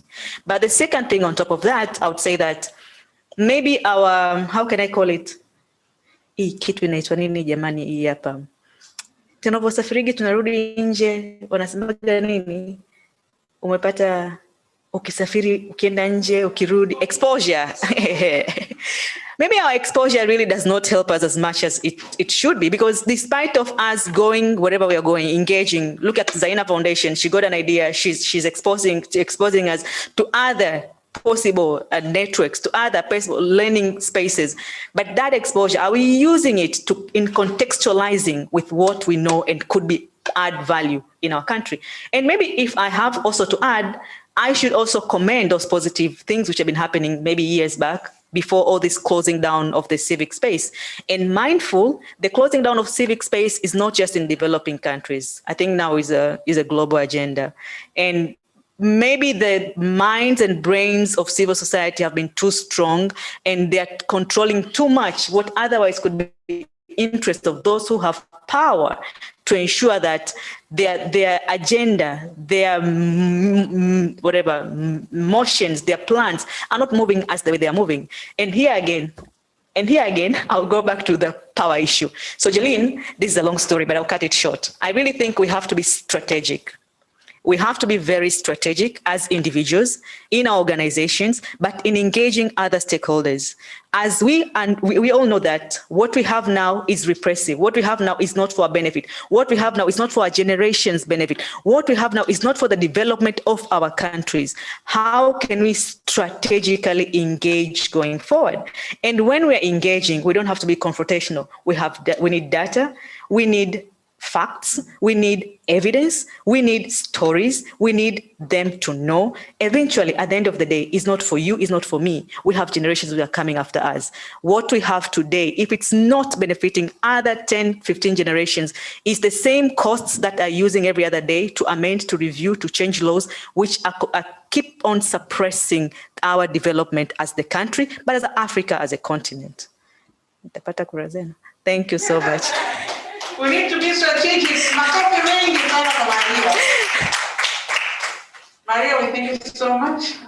Sante. It was really informative and packed. Actually, we really need to be strategic, and I can't wait to go through the groups later on and see how people are going to unpack what you have to just pack. Anyway, thank you so much, Maria. Baadaye tutawapashia, tutamtoa Imani na pia tutabidi sasa hivi tuvunje record. Thank you so much again, Maria. Now let me welcome James Lawrence, circumventing widespread internet shutdowns during election period in Tanzania. Karibu sana.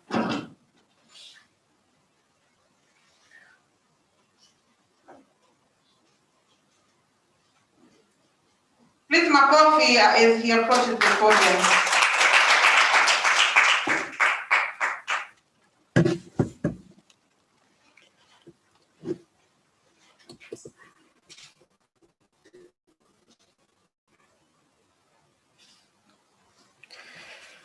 Habarini. Mbona kama mmepoa? Mna njaa? Hapana.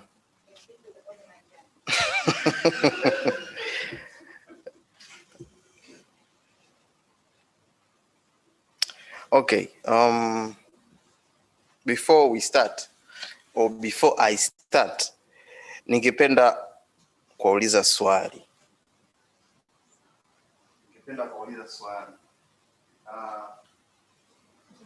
Yes. Okay.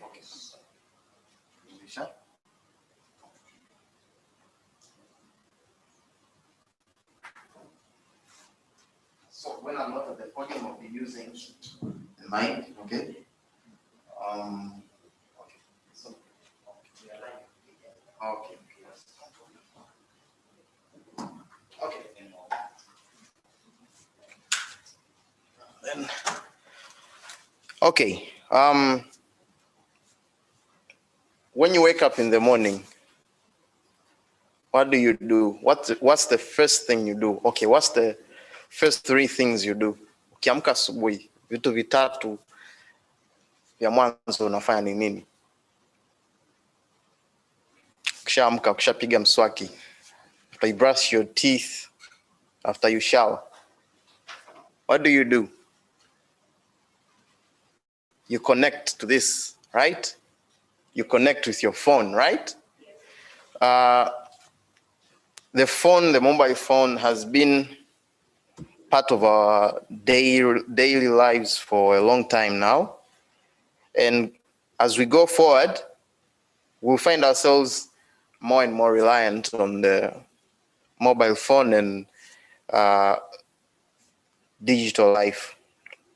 So I'm going to talk about circumventing widespread internet shutdowns during election periods, because this is something we've experienced in our country, and that was in October. Last year in October, around the election time, we experienced the lack of or shutdown of the internet, and many of us could not access Facebook, we could not access Twitter, could not access other services because we did not have, you could not access those services, you could not access those platforms because most of us did not have VPNs, right? But again, most of us, few of us were aware that you could circumvent those restrictions with the use of VPNs, but still, most of those who were aware did not have VPNs on their phones. Why? Watu wengi walikuwa wanajua kwamba, sio wengi, wachache, walikuwa wanafahamu kwamba matumizi ya VPN yanaweza kusaidia upate internet, lakini pamoja na kujua hakuwa na VPN. Kwa nini? Most of us are just plain ignorant, like, or we choose not to keep our devices safe because we just believe this is not going to happen, but it happened. An internet shutdown for the first time happened in Tanzania last year. So what is internet censorship or internet shutdown? An internet shutdown is the suppression of users by a regular, in this case is the Tanzania Communications Regulatory Authority, TCRA, or it can also be shut down by a government or an internet service provider, or through directives from the government. So during an internet shutdown, as I said earlier, services like Google, Facebook, Twitter, YouTube are inaccessible unless you use a circumvention tool like VPN. So if we were projecting here, I would have shown you how an internet shutdown or censorship happens. So to understand what an internet censorship or what internet shutdown is and how it happens and how it works, you have to understand the processes.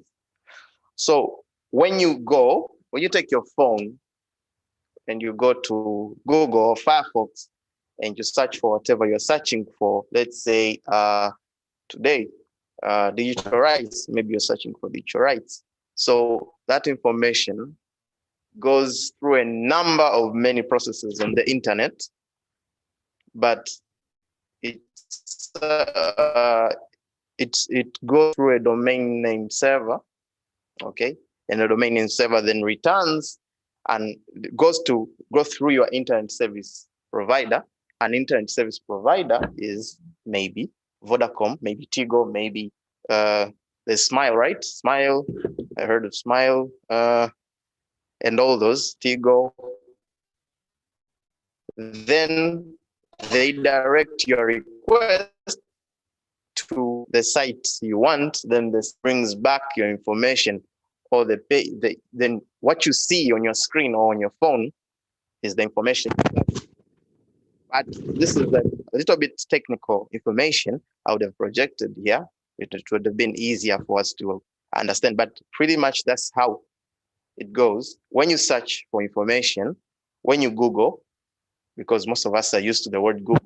So when you Google, the information goes through a number of processes and passes through your IP, your internet service provider. And that information is displayed back to you. But I also want to share with you the history of internet shutdowns. Okay, for the first time in 2011, not so many years ago, like some 10 years ago, the phenomenon or this practice, this really bad practice of internet shutdowns by governments emerged. And it started in Egypt at a time when the late president, Hosni Mubarak, was still in power, and the citizens of Egypt wanted to overthrow him. So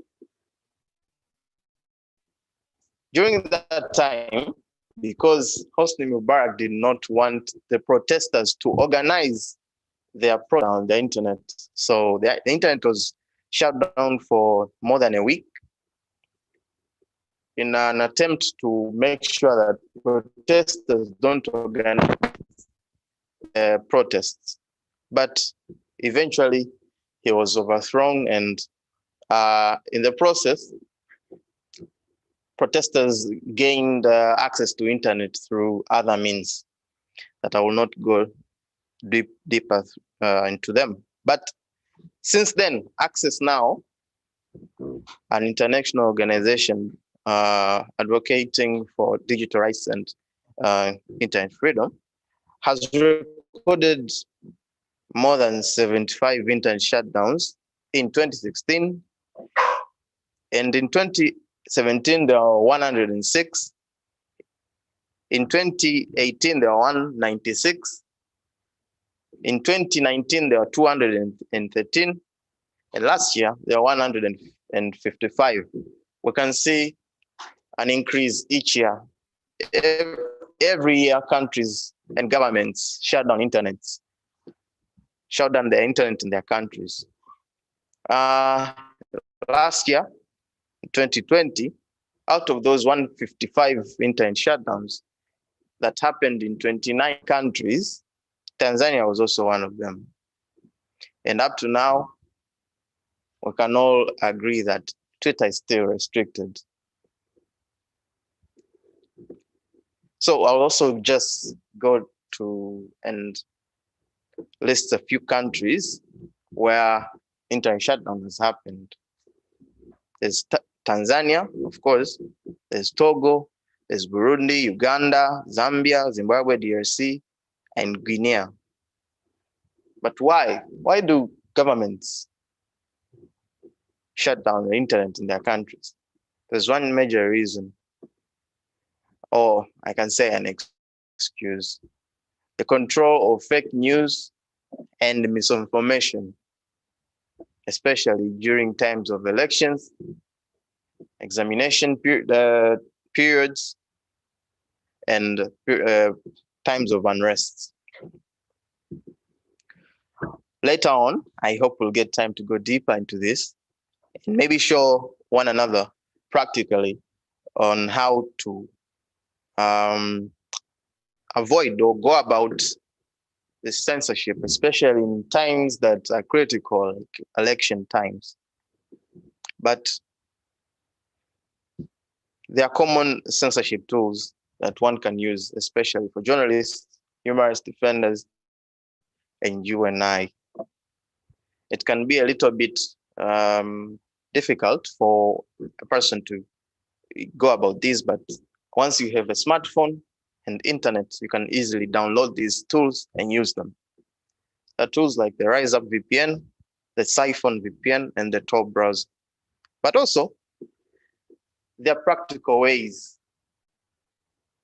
that one can, practical strategies, I can say, what one can employ in a time of internet blackout. For example, look for a working internet service provider. Look for an internet source that is not blocked during that time.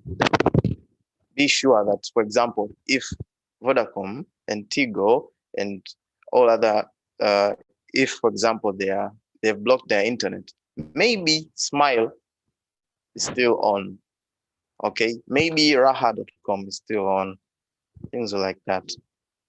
For example, during 2011 in Egypt, when the government shut down the internet, a few internet service providers were still open. They're still providing internet to the stock exchange, okay? There was a question posed here earlier, that how are government officials tweeting?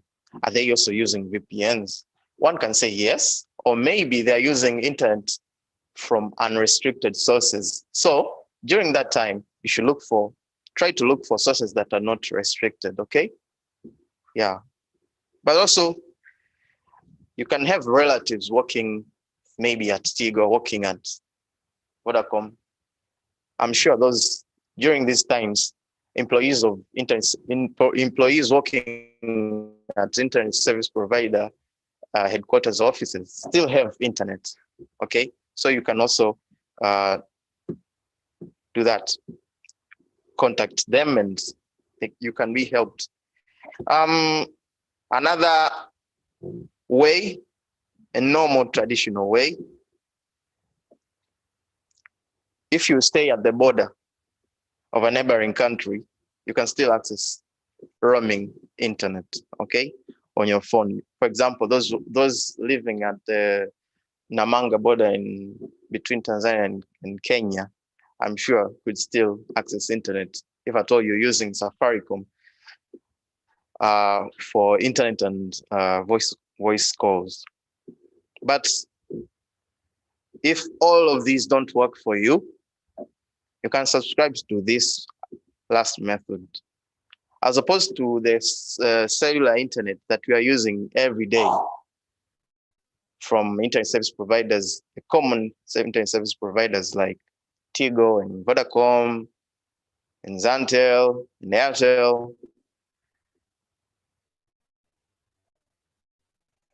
You can subscribe to satellite internet satellite internet is a bit expensive, but it's internet that is not controlled by Vodacom or Tigo or all those other cellular operators.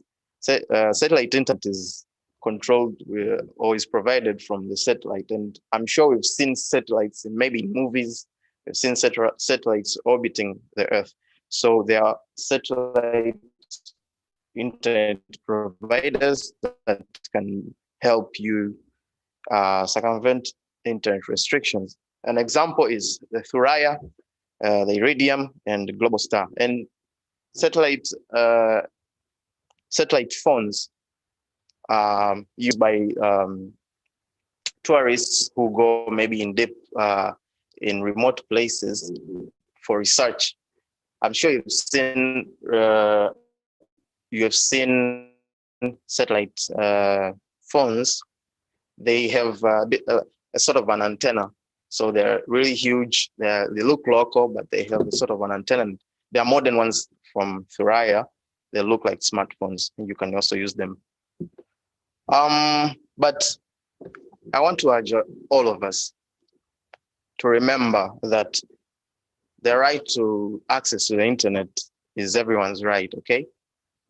We use the internet to give public opinion, use it for journalism, use it for mobile or online banking, and we use it to get information on the web. So as I wind up, that's what I urge all of us. Let us all remember that it is up to you, unless you have any other questions. Thank you so much, Lauren. We have finished a bit early, so that's good for us. Yeah. So we have at least 7 minutes that we use to ask questions. You don't really have to ask questions. If you have something to add on what Lauren was talking about, but hopefully share your info, and that would be really good. So can I get some hands? Yes. Please. Let me bring you down.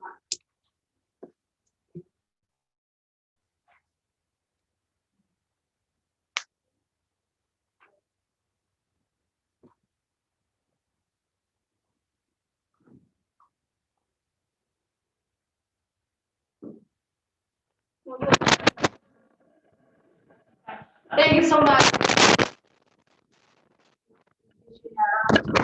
Internet shutdown in Tanzania, and actually we shared some strategy and some of the skills whereby people can use to bypass any kind of censorship.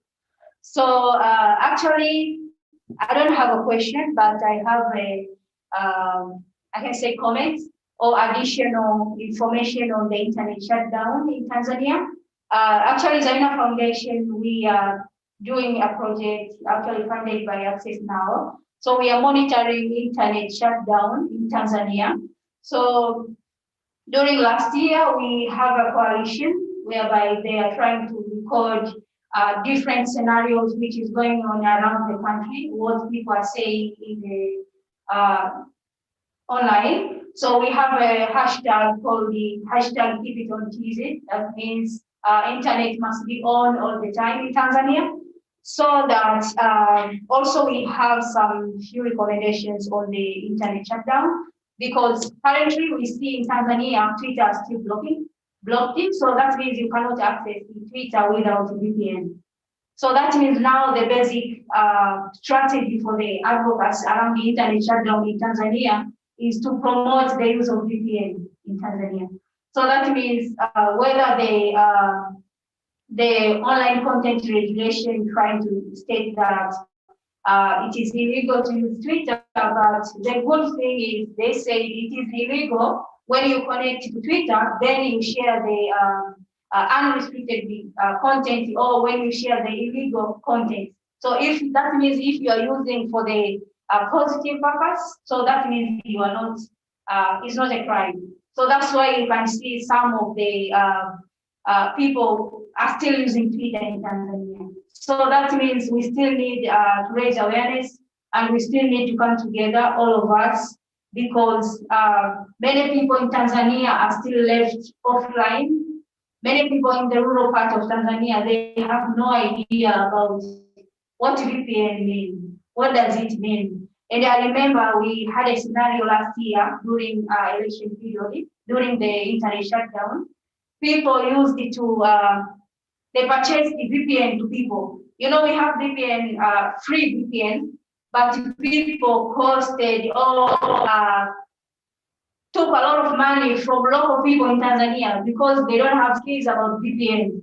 So even people, they're trying to tell people, the experts, they're trying to tell other people that VPN is like a club whereby you go or VPN is like a computer, something you can carry, something very big, which is not true. VPN is a software whereby you need to install in your device and you connect it, and then you can, it can help you to bypass the censorship.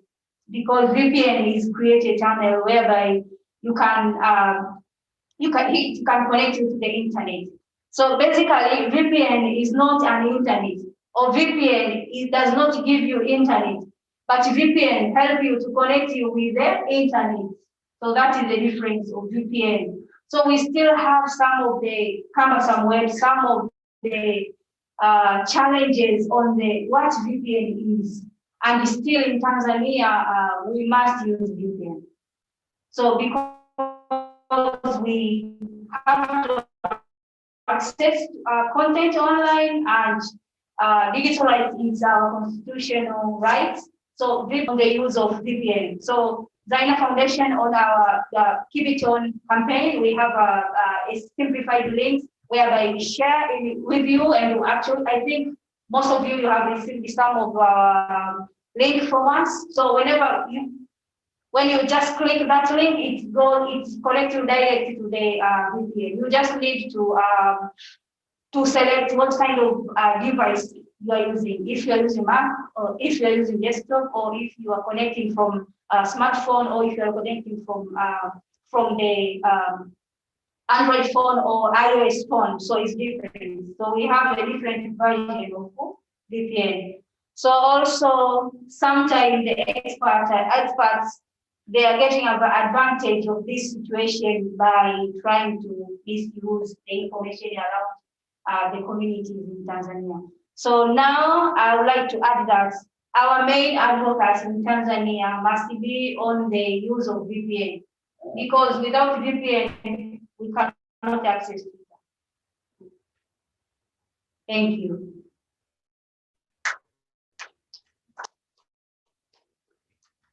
So we have on screen. So we're going to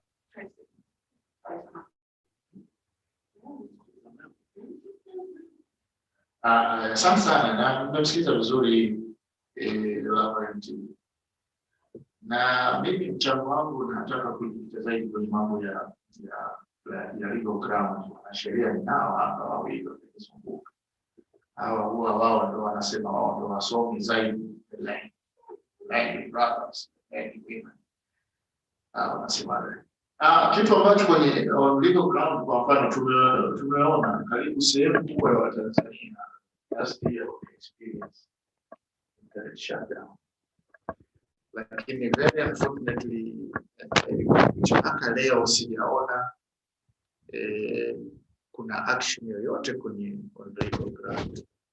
Kuna hatua gani ambazo tumezichukua sasa sijajua because kwa sababu hatuna hizo policy, hatuna sheria, ama vile hatuziamini mahakama zetu, kwa sababu experience waliweza kutumia mahakama zao, mahakama zikatoa decision za kuiamrisha serikali mitandao. And also Uganda vile nao pia mahakama zao ziliweza kutumika effectively to make sure kwamba wana maintain masuala ya internet. Sasa sijajua hapa kwetu, labda wanasheria watanisaidia kwenye swali langu, tunakwama wapi? au tunaendelea kudemka? Asante. So, okay. Ni wanasheria mwingine alinyosha mkono. So his question was on the legal interventions. He hasn't heard or seen any that push to the courts or whatever, as it has happened in other countries like Uganda, Zimbabwe, etc. Sarah, over to you. Maria, sorry. Okay, so I think I'm asking my question, right? Yeah, you ask your question, yeah. Okay, so part of what I wanted to ask relates to what Brother Samantha alluded, and mine was on what Lauren gave his presentation. Really is, I think it's high time now to understand, to know, to acknowledge this is just a posed threat in Tanzania as one country. This is something which has been happening across the continent. And again, as what I spoke about earlier, for me, it goes deep than what we see on the surface. And again, I'll just use my famous vocabulary of today, strategies. We have to strategize. Is what we see on our basis probably is not what will actually happen on the ground. And I'll go further to say that Tanzania is one country, but we have our laws and we have our regional integrated or East Africa and at the regional level. We need to harness those spaces. The example given by Brother Samantha here, the example of Zimbabwe, Uganda, Ghana, our context is totally different, but probably if we cross border and we bring more muscle, we'll be able to position ourselves to answer these questions. Otherwise, we do not have answers by us sitting here. And maybe if I have just to speak about that issue, I know the number of group of human rights lawyers have been questioning and putting strategies on how best they can respond to the issues that happened last year and how best that can be moving forward. So probably in times we're going to see what's going to happen. Merci. 20 seconds.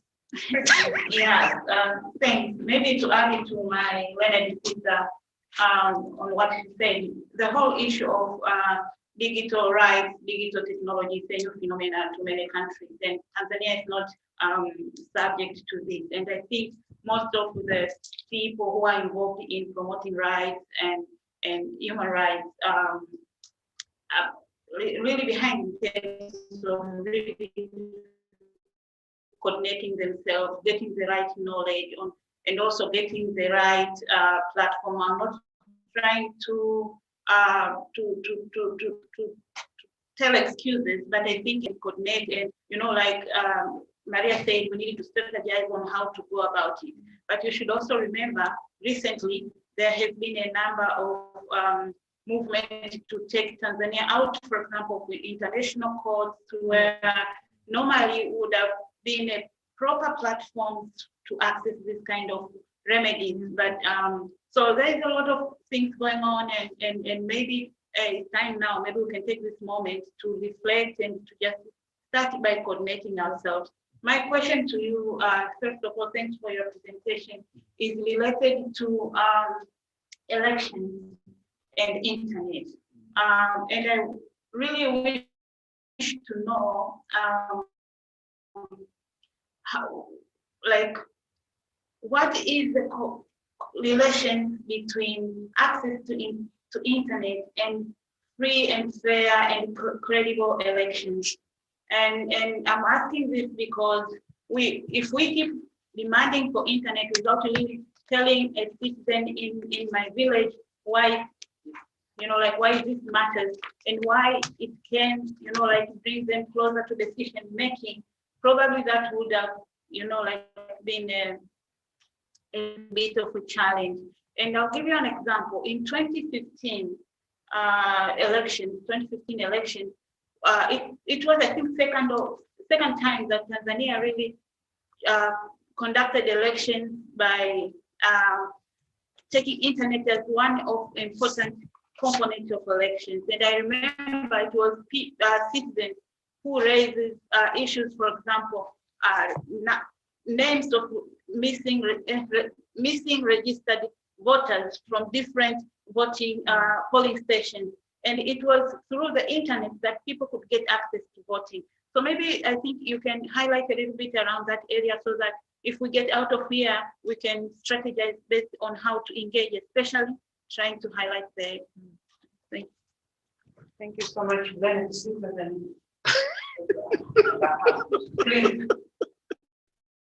in brief. I spoke about a reason.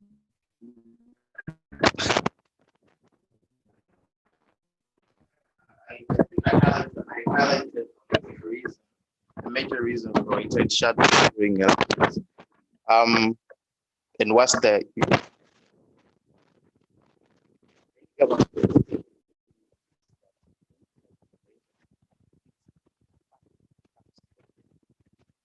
that panic, for example, just said some of the register. What are they called? Yes. Returning officers. Yes.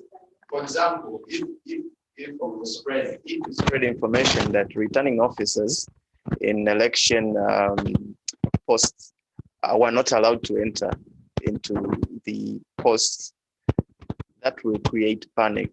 That's just one of the reasons here. I'm not but that can create, according to the authorities, can create panic and make or information about who lost or who is leading in a certain constituency, contrary to the information provided by the right authority. In this case, it's NEC. So that information can create panic. That's the reason behind that. But we've also seen this happening during election periods. In other countries, I think in Nigeria, there was also intense shutdowns during election periods. What I would like to urge us all is that these things are practical and they happen when you least expect them. Today it's happening on Twitter. Tomorrow it may happen on a platform that you really rely on. And these platforms, for example, we definitely rely on WhatsApp. Of course, most of us are migrating from WhatsApp to Signal, but we still rely on these information platforms. What if one day you are really, for example, you're really sick and you need help, and the means to communicate with your loved ones or people who can help you shut down? What will you do? That's a question we should all ponder on. Thank you very much. My name is James. In case of any assistance with this installation of these technologies, we can still help each other after this. Thank you.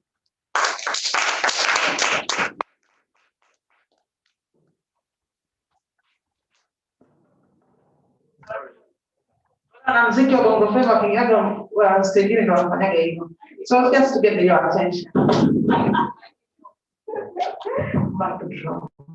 Thank you.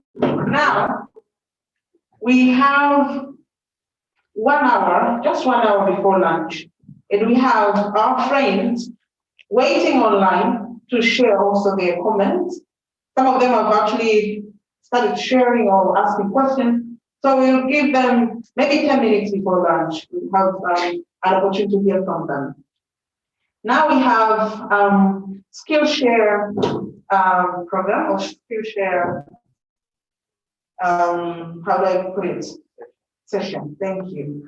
And I would like to invite the Skillshare team to come up here and introduce themselves, but then speak a little bit about what they're going to share. And then we'll put them on tables. How many are they? 3. 3 tables. And then all the members from the floor will have an opportunity to work with these team leaders in this session. And you will be rotating. So in between 10 to 15 minutes, you'll be with one team leader. And then after that time, I will take you to another group. So you'll be rotating from one team to another. So without further ado, let me start with Advocate Jeline Fugo, using digital technology to amplify voices in Tanzania. And another person will be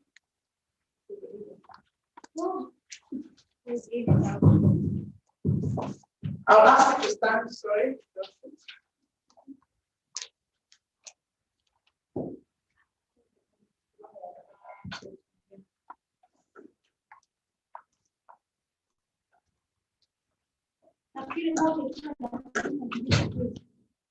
So, and then we'll have Aida on gender, health, and technology. And the third team leader will be our very own Maria Matsuri on misinformation and women's rights.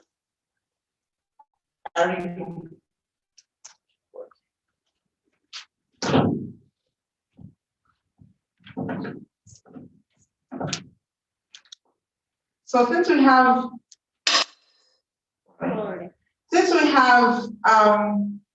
like half an hour or some 40 minutes for discussion, I'm going to give you 5 minutes each to talk about your presentation or skill share, sports, whatever, for 5 minutes.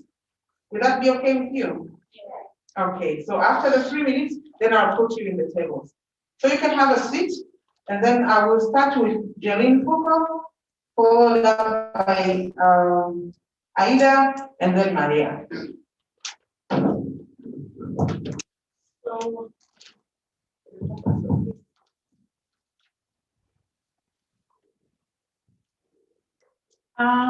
good afternoon, everyone.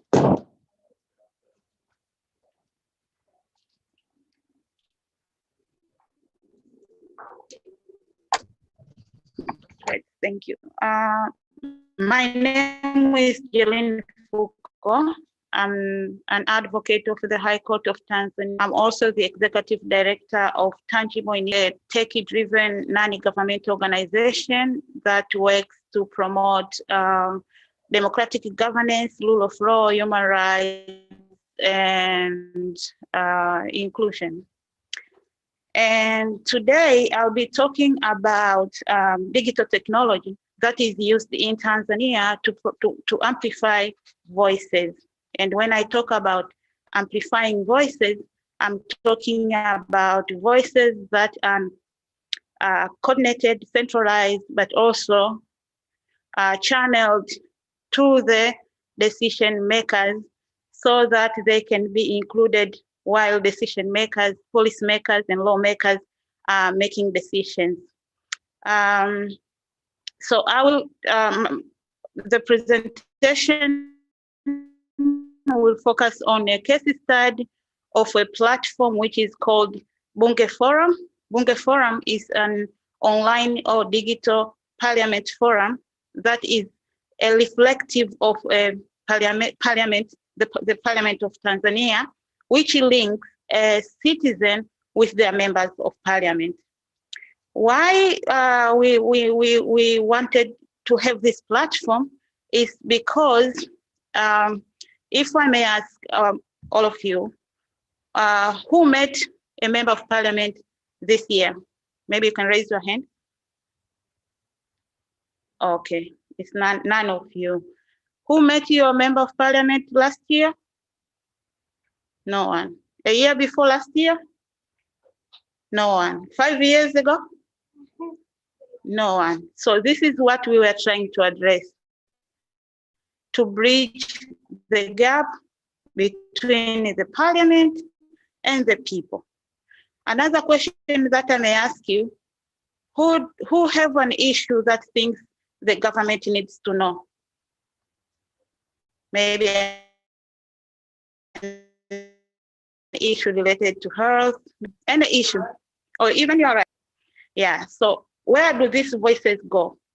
So the Bunge Forum is a digital platform that gives you access to your member of parliament, direct access to your member of parliament. So you can just stay at home and just tell him what you think you need to be heard in the parliament.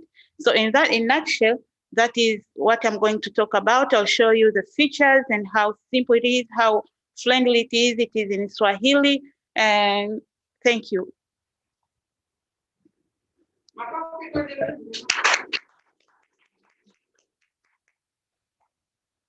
Well, thank you very much. I am Ida Bukuza once again, and I'll be taking you through briefly about gender, health, and technology and what it entails in a challenging environment, mainly in Tanzania. Well, in this particular session, we are going to interrogate and navigate key issues in terms of where do women stand when we talk about gender equality in digital era or in a changing world of work that is leveraging technology.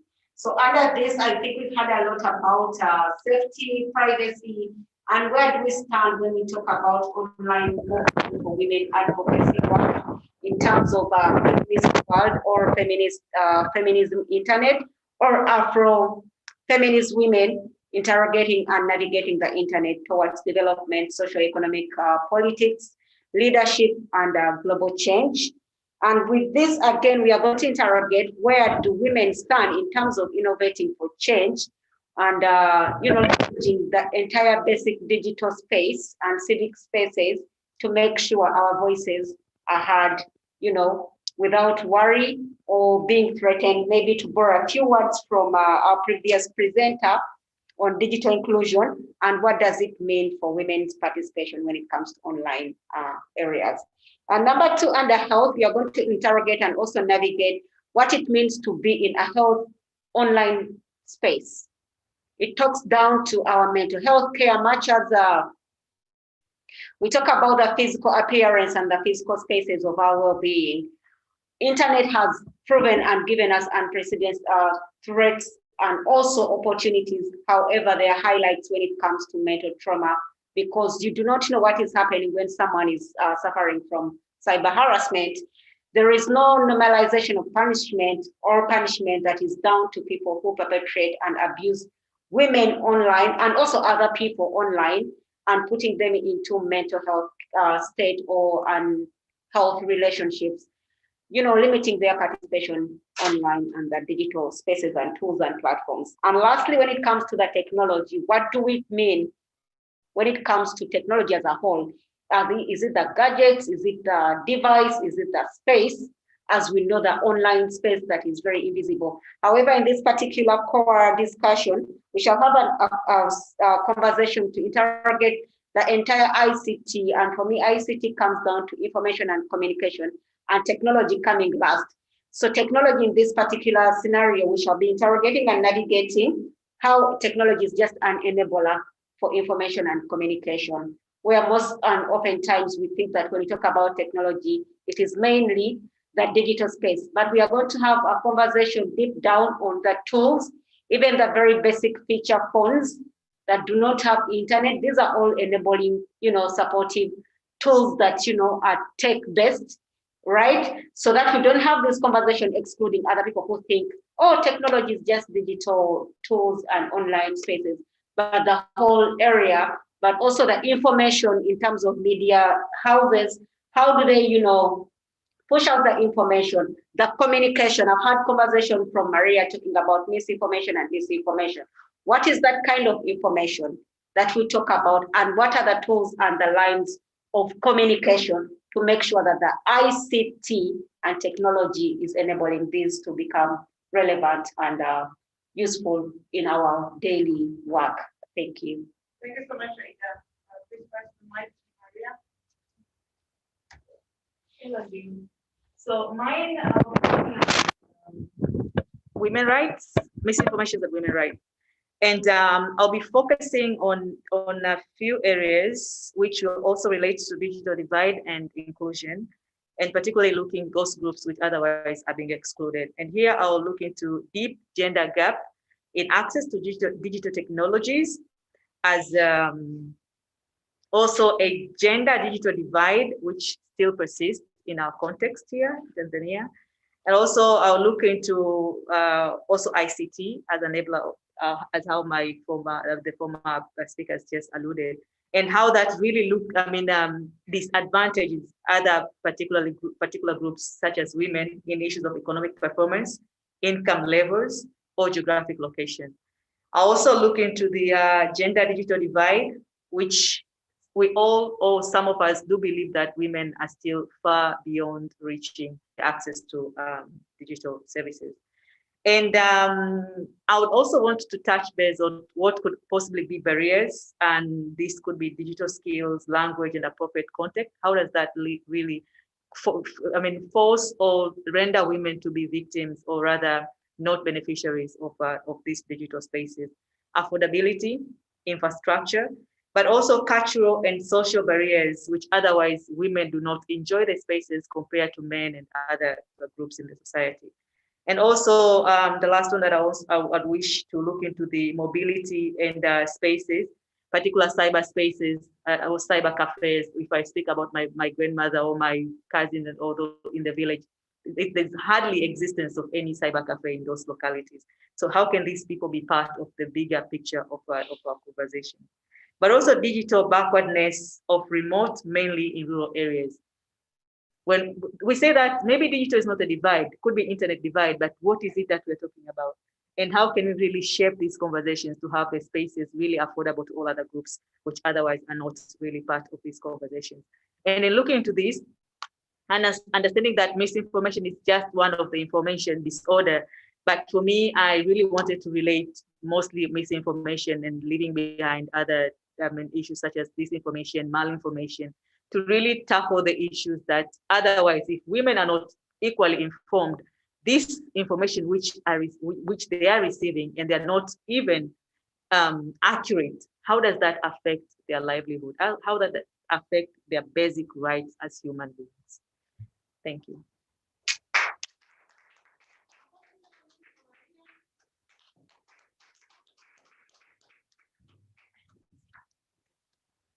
Thank you so much to our panelists, or our team leaders. Now let me move you to three tables. And then, so how are we going to arrange team members?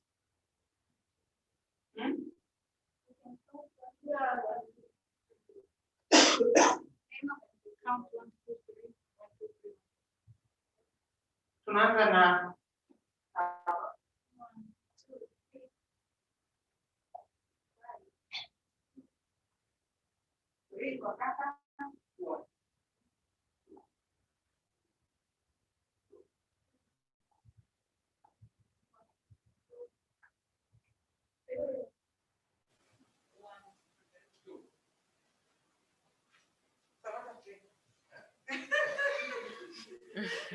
so speakers table will be table number 1, organizers table will be table number 2, alafu table number 3 itakuwa nyuma ya organizers table. And Maria, you take table number 1, Jerry, you take table number 2, and Aida, you take table number 3. Okay. So because of time, we don't have much time. So I'll give each one of you no, time stop in the laser. 7 minutes. The time is now, so go to your table. This is table number 1, number 2, and number 3, your after 7 minutes, now here for position.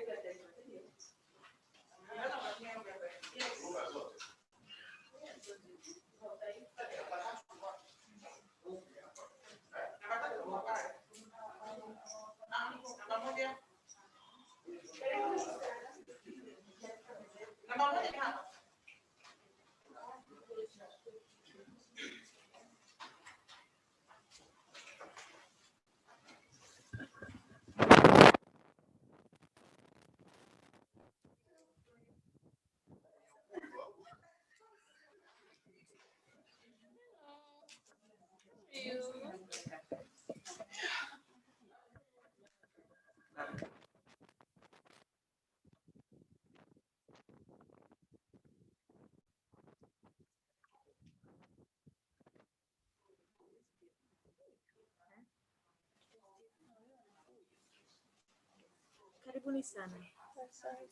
Sasa hapa tunafanya skill sharing. So I'm learning from you, you're learning from me. James Kitu, umekosa? So, as we all know, and what statistics are informing us, women in Tanzania accumulates more than 50% of our population. And WILDAF report, I think of 2016, if not 2018, I'm not certain of the year, it alluded 32% of women residing in rural population, aged between 18 and 35, they cannot read and write. But also more than 40%, also this I'm not clear with the statistics, they are residing in rural peripherals of the cities or in rural areas totally. Now, when we talk about digital space, we all, I don't know, maybe some of us do believe, even some of our relatives do not even own a touchy phone, leave alone the smartphone. So when we speak about inclusion, how do we ensure that the development of technology is not leaving anyone behind?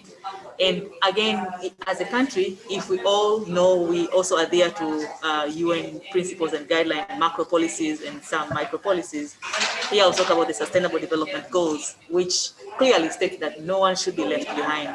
But being honest to ourselves with the development vision, which I think it's ending in 2025, and now we are in discussion for the new development vision, already it seemed in this digital space, women are already being left behind. And maybe more accurately to look into it, that even number of girls who are in STEM, science, technology, that E and mathematics, are relatively below compared to compared to men. But opportunities also in those who are residing in rural areas is minimal compared to those who are in urban spaces. So our question here, the digital space, how should be inclusive? Throwing to you. How can we ensure we're having digital space which totally does not leave anyone behind? Labda naweza kuchangia kwa Kiswahili kabisa. Yeah. Cha kwanza hapo kama walivyosema kwamba hususan wanawake wa vijijini wengi wameachwa katika matumizi ya kidijitali sana sana kwenye mawasiliano. Mojawapo ya hoja ambayo naweza nikasema inachangia kama hivyo ukosefu wa elimu, lakini vile vile maudhui ambayo yanapatikana katika hiyo mitandao inaweza ikawa ni sababu inayochangia watu kutokujihusisha sana mitandao ya kijamii.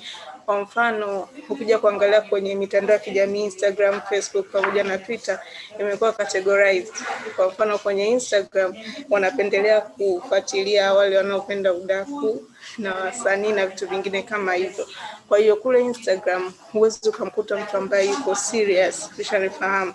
Kwa hiyo kuna mtandao wa Instagram kuna baadhi ya kundi ambalo haliwezi kutumia, lakini ukija kwenye Twitter anatumia watu serious, sasa wanasiasa na wanaharakati. Kwa unaweza ukaona kuna baadhi ya watu yani hawaipi kipaumbele matumizi ya Twitter, wanajua kwamba hii Twitter ni kwa ajili ya wanasiasa pekee na vitu vingine kama hivyo. Facebook ndio wako akinasie tunatumia tuniko sehemu fulani hivyo. Kwa hiyo watu wengi hawajapata ama hawana elimu juu ya faida ya matumizi ya mitandao ya kijamii. Kama nilivyoeleza awali, kuna wengine wanajua kazi yao mitandao ya kijamii kuposti kumbea na vitu vingine kama hivyo, au ni kwa ajili ya wanasiasa na vitu vingine. Kwa hiyo mimi naamini ili namna ndio sisi mimi naamini kwamba ili kuwakusanya watu wote watumia hiyo mitandao ya kijamii, elimu itolewe kwamba watu wajue nini faida yake, matumizi yake ni nini, kwamba mitandao ya kijamii kwa mfano kwa sasa hivi inachangia maendeleo kwa sababu viongozi wengi wanatoa taarifa zao kupitia mitandao ya kijamii na vile vile wanapokea maoni ya wananchi wao kupitia mitandao ya kijamii. Kwa mfano Mama Samia Suluhu Hassan anatumia vizuri sana mtandao wake wa Twitter, anatoa taarifa kitaka watu wajue nini anachokifanya, lakini vile vile kuna baadhi ya comment ambazo wananchi wanakuwa wanazitoa pale kwenye ukurasa wake huwa zitafanya kazi. Mfano mzuri kilio cha bando, watu walipiga kelele kwenye mitandao, so hivyo. Kwa hiyo naamini kwamba watu wakipata uelewa wa nini maana ya mitandao ya kijamii inaweza kusaidia. Shukrani. Karibu dada. So tunachofanya, sisi group la kwanza, tuna namba 2 na namba 3. Sisi katika meza yetu tunazungumzia dijitali na wanawake kutokuwa sehemu ya mfumo mzima. Kwa hiyo tumezungumza kidogo kwamba Tanzania kama nchi tuko kwenye nafasi gani, changamoto gani zipo, fursa gani zipo, lakini je, tunadhani kitu gani labda kinachangia hiyo kutokuwepo na wanawake katika mfumo mzima wa kidijitali, hiyo moja. Lakini tunadhani kuna mawazo gani ambayo tunaweza tukayatoa ili kuweza kuondoa hizo changamoto. Mimi nitafuatilia swali lingine. Je, tunadhani sheria, kanuni na sera zetu zilizopo zinampa fursa mwanamke kuweza kutambua kwamba yeye ni sehemu ya wigo uliopo? Lakini katika hilo pati B yake, je, hizo sheria kama zipo na sera na kanuni zinawafikia wale ambao hawako na hawana uwezo wa kuzitambua, na kama zinawafikia kwa mfumo gani na wanaweza kuzirudisha kwa mfumo gani? Na sehemu ya mwisho tutasema kwamba je, kazi zinazofanywa na asasi za kiraia zinawezesha hizo taarifa kufika kwa wahusika na kuzipokea na kuzipandisha juu na kuzipokea tena na kuzirudisha chini? Okay. Sasa naomba mimi nieleze kwa namna hii. Sijajua kama sera zipo kwa mambo ya sera au na sheria ziko vizuri, lakini hata kama hizo sera zipo na kukimaliza naomba mfanye nafikiria hizo sera au hizo sheria yaani haziwafikii wanawake kwa upana zaidi, hususan wanawake ambao wako vijijini.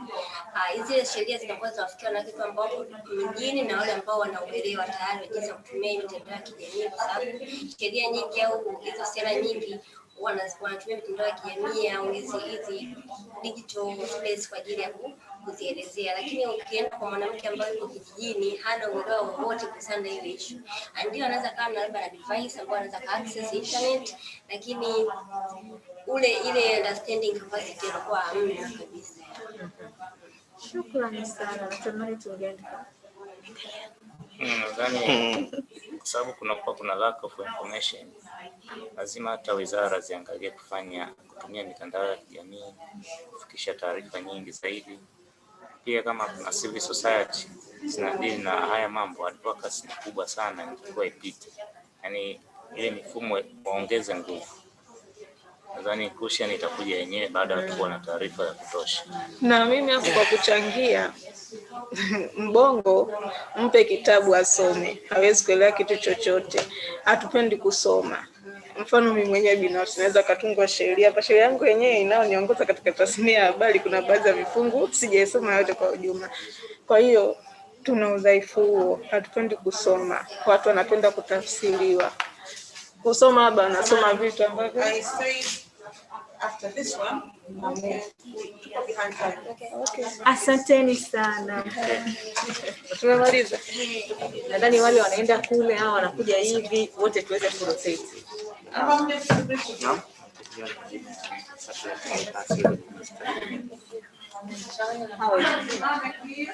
Unaona tusikuli kwa kijiji gani huko mwenyewe na hamasisha Landesi.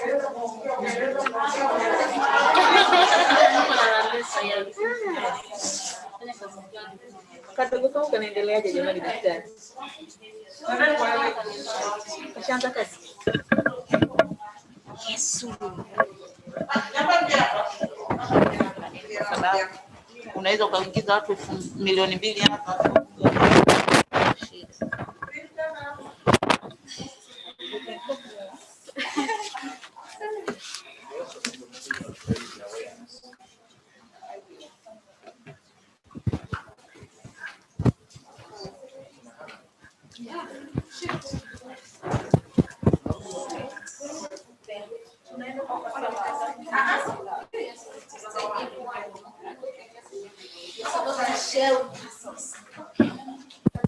Are you all ready?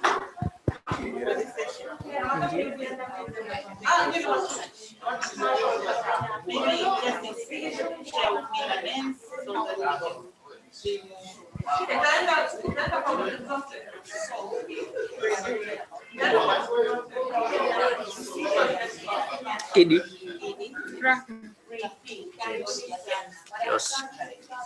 Yes. Yes.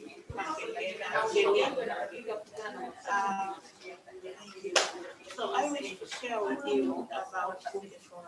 Online platform, as I said before, that link is citizens their members, but also it's and the parliament. And why we wanted to have this session is because right now it's a one-way traffic, you know. It's only us to maybe access parliament from TV, news. There's nowhere, a point where people can really actually interact with the parliament or the members of parliament. Either you needed to go to Dodoma, which is very far, costly and expensive. So we wanted to bridge that gap to make sure that the voices in the deliberation within the parliament are reflective of the people's voices. And that's where the whole notion of amplifying voices came from. So we have a Bunge Forum, which is accessible in 3 points. You can access it on web through www.bungeforum.or.tz. You can access it at your phone. If you have an Android, you can access it at Apple. Have no iPhone, yes, Apple Store. If you have Android, you can access it at the Google Store or Play Store. So you just write Bunge Forum and you'll just get the access to the platform. What you need is just to register yourself and tell which constituents are you coming from, and be honest about your details and about the constituent, because if you lie about it, you'll be placed, the system will automatically place you in a wrong constituent and you'll miss discussion within your constituent. And what features you have within the platform? So you have 3 features. The first one, you get access to the National Forum. National Forum is a forum where everyone, every Tanzanian is there.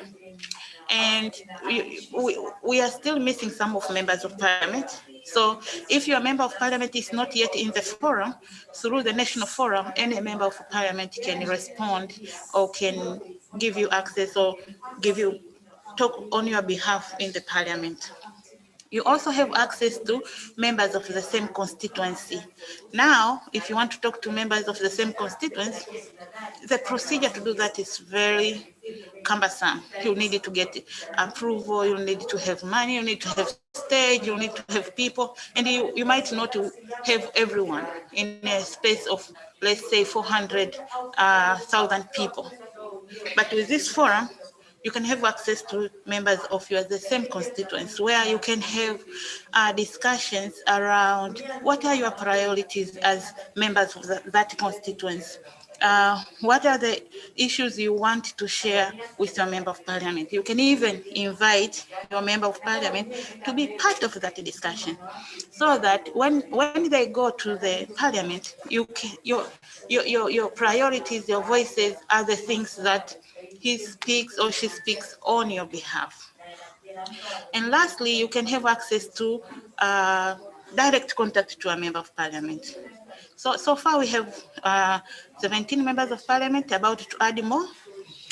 The speaker is already in the platform, so you can have access to the speaker. For example, if you post in the National Forum. So these are some of the features, but also you can have access to the library, where you can get, if a bill is tabled and is open for public discussion, where people get access to bills, you can get it there. So you can just go to the library, take the bill, go to the discussion and raise your issues, engage your member of parliament. You can also discuss reports. For example, recently we have seen the CIG, the audit report. You have issues you want to ask your member of parliament to ask on your behalf. This is where you can go. About so far, as I said, there are 17 members of parliament, but also we are about to meet another group of members of parliament. So we are expecting to raise the number up to 30. Yeah. So these are some of the features you can get. Maybe I allow you to ask any questions if you have, if you want to know more about. Yeah, so I have a question. Yes, please. Yes. To this moment, how many issues have been raised in the parliament that came through that platform?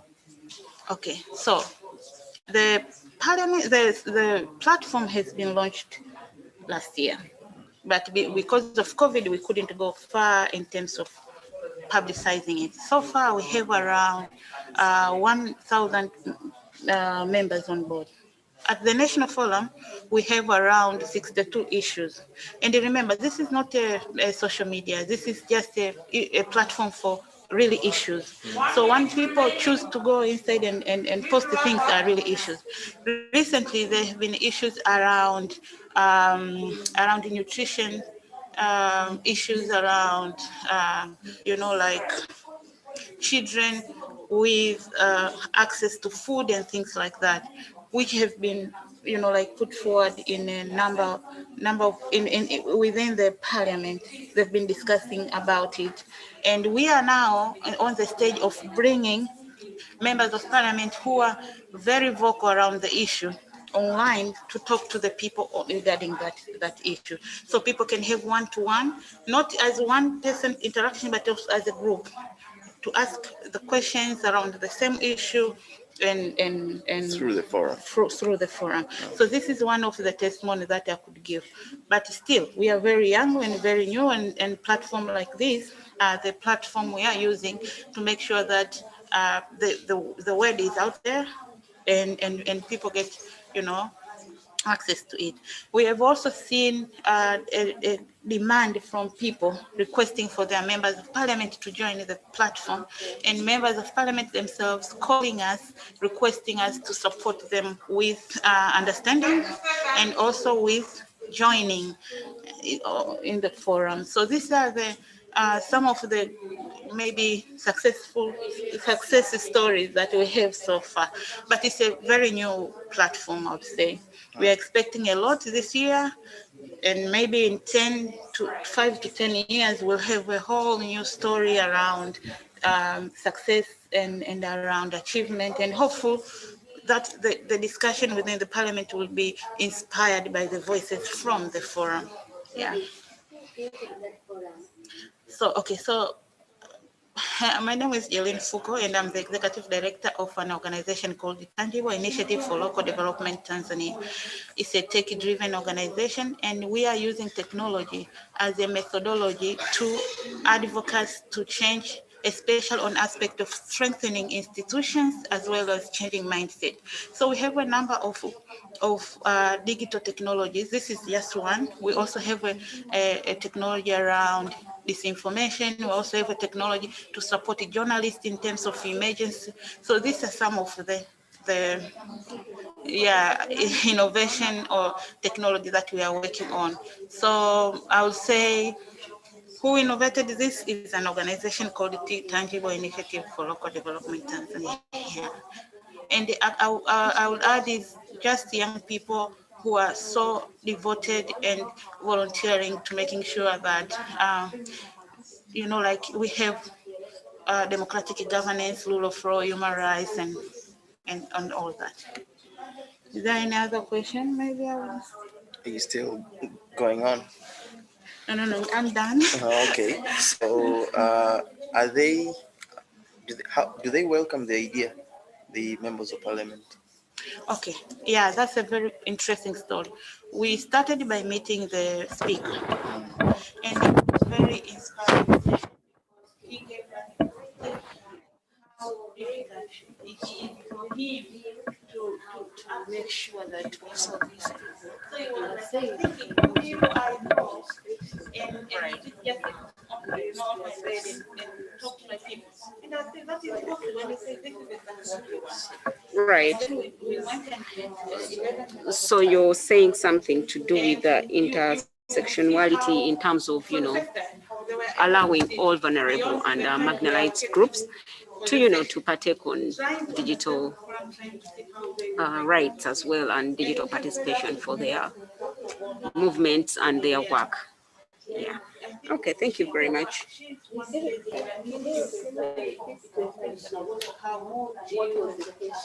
The question on health. So what are the key challenges that, limit people to participate on online, to participate on online spaces in regards to health? And I gave a very clear example on if someone is harassed online, they may not have the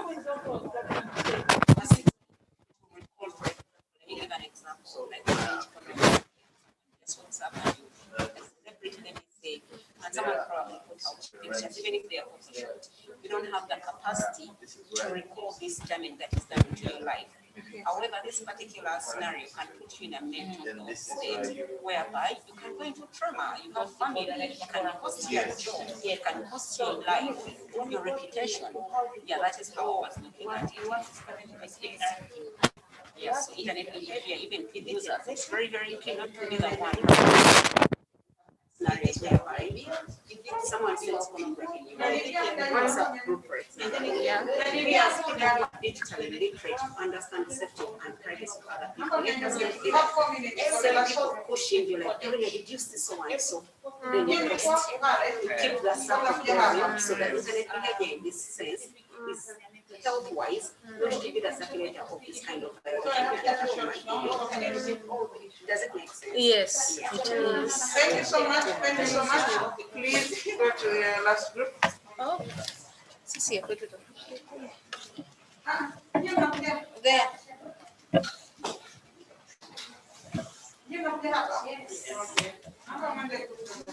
Hello.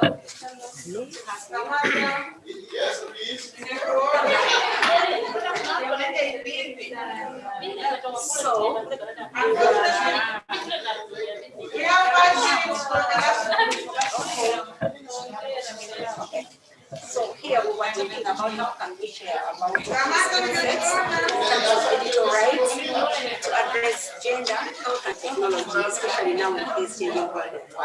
So our key areas are gender, health and technology. And just to people, we just want to interrogate and navigate the key challenges that people face in regards to gender when it comes to their participation or accessing digital rights. And I'll give one very key example that came up really high, whereby women are less represented in such spaces because of narratives that women are less empowered or digitally literate when it comes to navigating, digital spaces. So the floor is open to you to share some of the key things that you think hinder women, mainly when it comes to this particular part of gender in partaking digital participation. Do you have anything?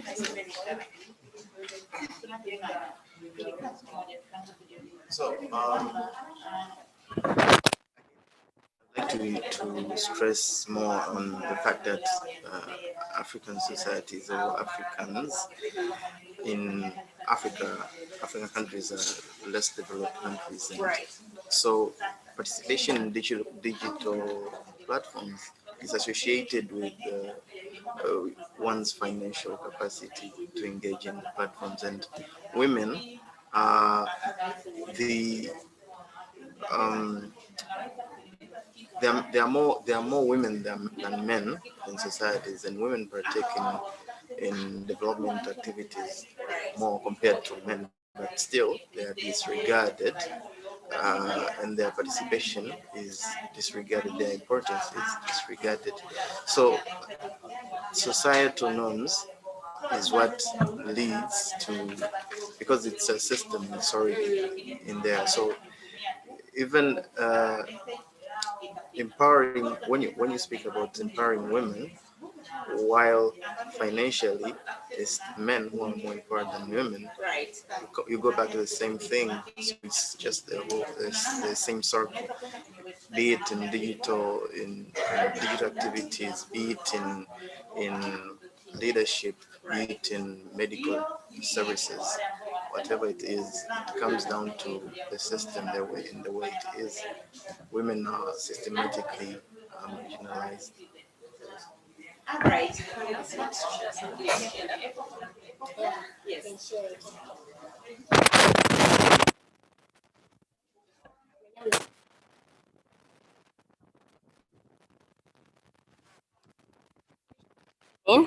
Uh, in digital space, sometimes it can be hindered by community that surrounds them, community that surrounds them in connection with their religion. For example, to the most of the coastal area where Muslim religion is dominant, most of the women, they are prohibited to be exposed to the maybe social media, because they believe that when the woman will be exposed to the social media, it's kind of like a prostitution. Yeah, it's kind of like you are not behaving yourself. Yeah, things like that. So they prohibit the women to participate in social media because of their religion. Yeah. So we'll go on the part of that itself. So apparently we've been having in this sense, the previous people were talking about your mental health being, for example, in a scenario, let me assume I'm a celebrity, and then maybe I'm sharing my conversation with someone that is really intimate and very private, and it is used against me in the eyes of the public to tarnish one's reputation. So the essence and the repercussions that come with, for example, revenge pornography or non-consensuals can ruin your relationship with the public, and your fans can ruin your relationship with the sponsors that support your, for example, music concert and everything.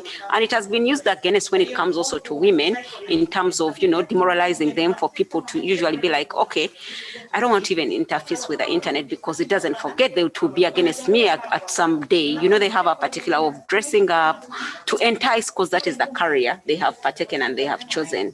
So in this essence, the health bit is, it can put you in mental health trauma. Yeah, like you wake up and your father is seeing your adult body is not right, or your children, yeah? People can go into mental health state. And some, we've seen scenarios, I think there was one, was it here in Tanzania or South Africa? I think last week there was a suicide of one of the wives of a girlfriend of a celebrity. Someone put a non-private camera in their room and they were using it as bail. And the girl just jumped off the last floor and committed suicide. So they become a prey from the perpetrators, and they're usually online prey. Like if someone gets you and you want to get anything viral, because you cannot have control on that, to say, okay, I want to record James's nudes. You may tell it to 5 people, but you do not know the 5 people I know, and there are five people they do know. In a second, you can just be tarnished. So we're looking at it in that. Even for the political leaders, all those in leadership positions that are elected, it becomes a very unhealthy relationship whereby cyberbullying becomes a violation of their rights at a higher level. Does it make sense? And mental health has been highlighted here. So let me also add a little bit that as much as we rely on information, it can also, information through digital platforms, information saves lives. Okay, but it can also take away your life. Right. And it can also improve someone's health. Right. And we've seen this through COVID-19. Governments use digital platforms to spread out the news. Okay, yeah. Yeah, I love that example when it comes to COVID. It gave us no chance to appreciate technology. Yeah. It was such a good for once, at least. Yeah. Then there is a part of technology and what are the key challenges. Of course, we know technology has been a very unprecedented opportunity for us to navigate the world at the comfort of our zones, right?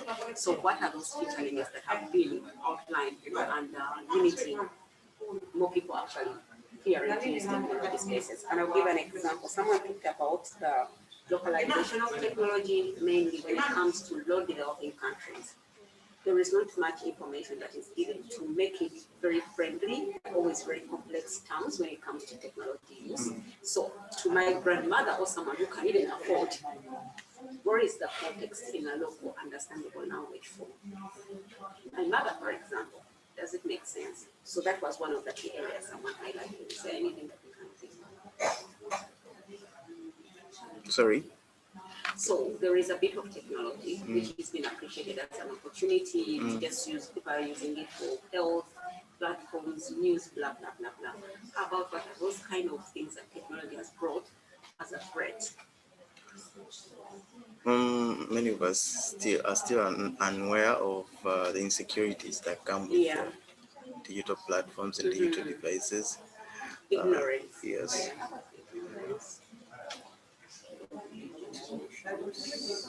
Yeah, that's a great point. Yeah, you want to expound on that? For example, one can use.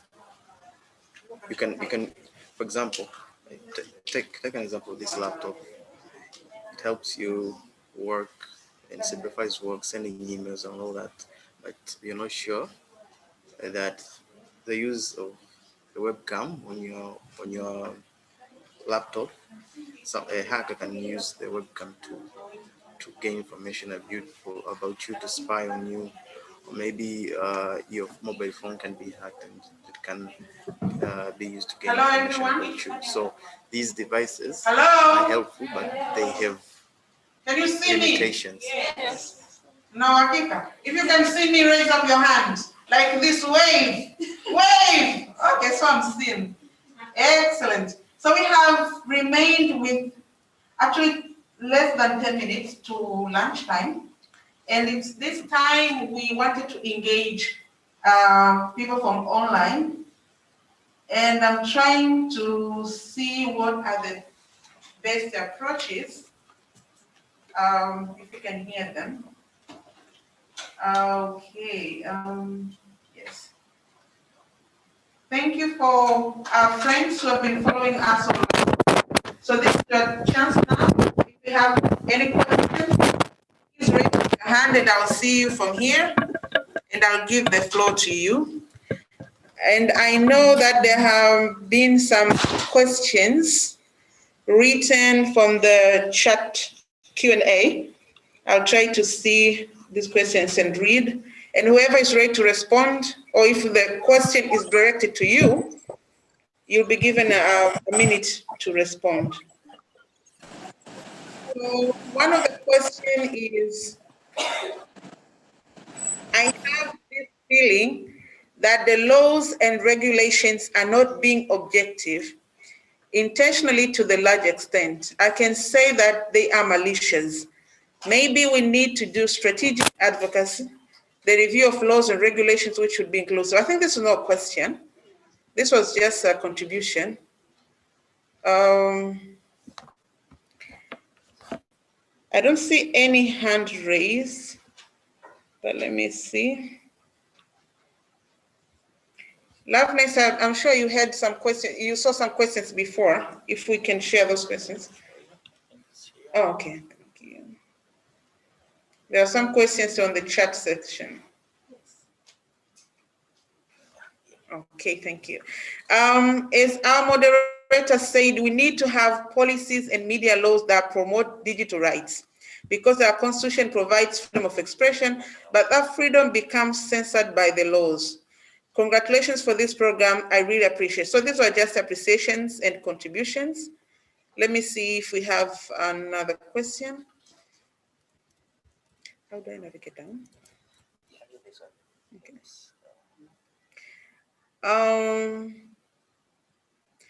Paradigm Initiative did provide VPNs during the Tanzanian elections. That's a contribution. Thank you, Ekai. Okay, there's another question. There's a question here. How are the people with disabilities included in your programs of digital inclusion in Tanzania? So, Zaina, you may wish to respond. We have Maria, we have Jeline, we have Lawrence, we have Samata, and many other people. So you can respond, how are your programs inclusive of people with disabilities? So as I continue looking for more questions, please, who is ready to respond? Jeline. Mike.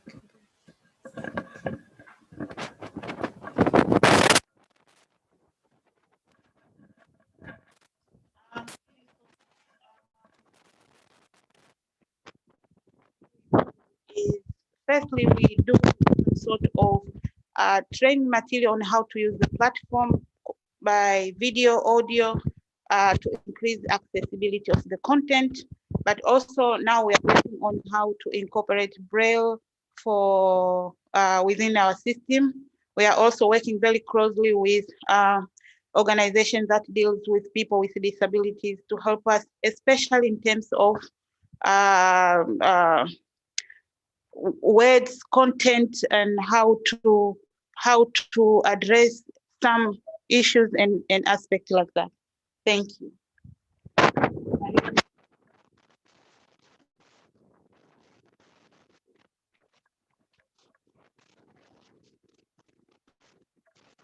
We thought we need inclusion, and what we really did was to ensure that we had organizations that are working directly with groups of people that are personally people with disabilities.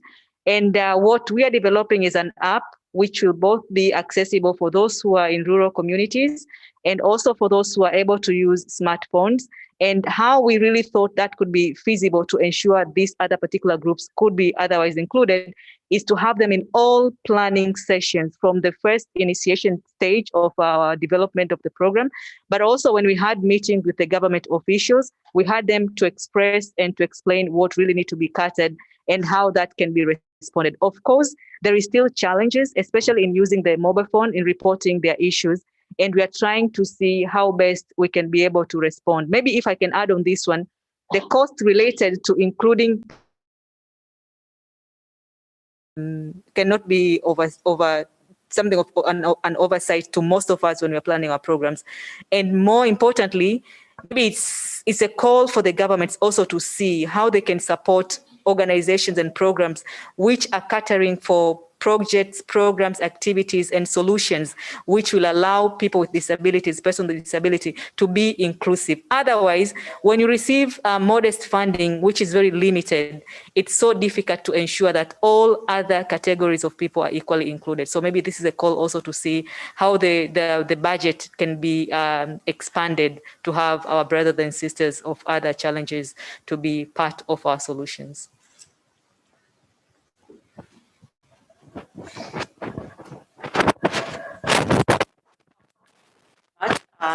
For that particular question,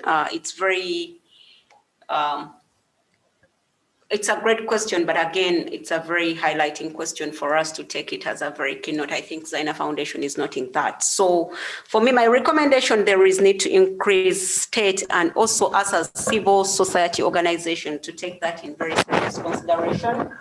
Zaina Foundation, mainly for this session, we ought to have actually put in place and also realized that they needed to be an interpreter when it comes to sign language. Maybe we should take that very keenly, and thanks to the participant that raised that concern. Someone has the time to access this particular session. Do we have an interpreter in terms of sign language for that other person who is not in this particular session? We want to acknowledge and applaud that question, that it's a very good highlight and a call to action for us to put into consideration for the next time. Thank you very much.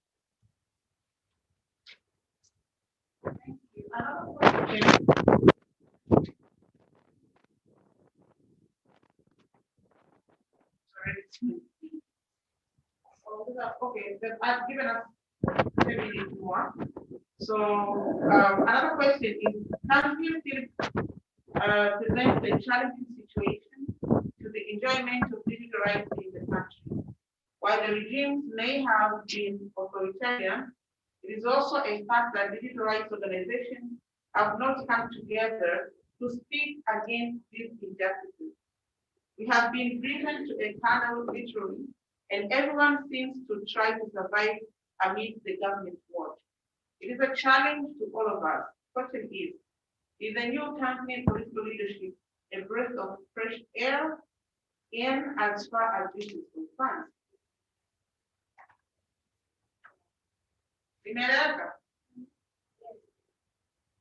So now we have, can you repeat this? Okay, we've had challenges in the relation of digital rights, like for the past few years. But now we have new leadership. Yeah. Do we see change? Do we see hope? Do we see a breath of fresh air in relation to digital rights in Tanzania?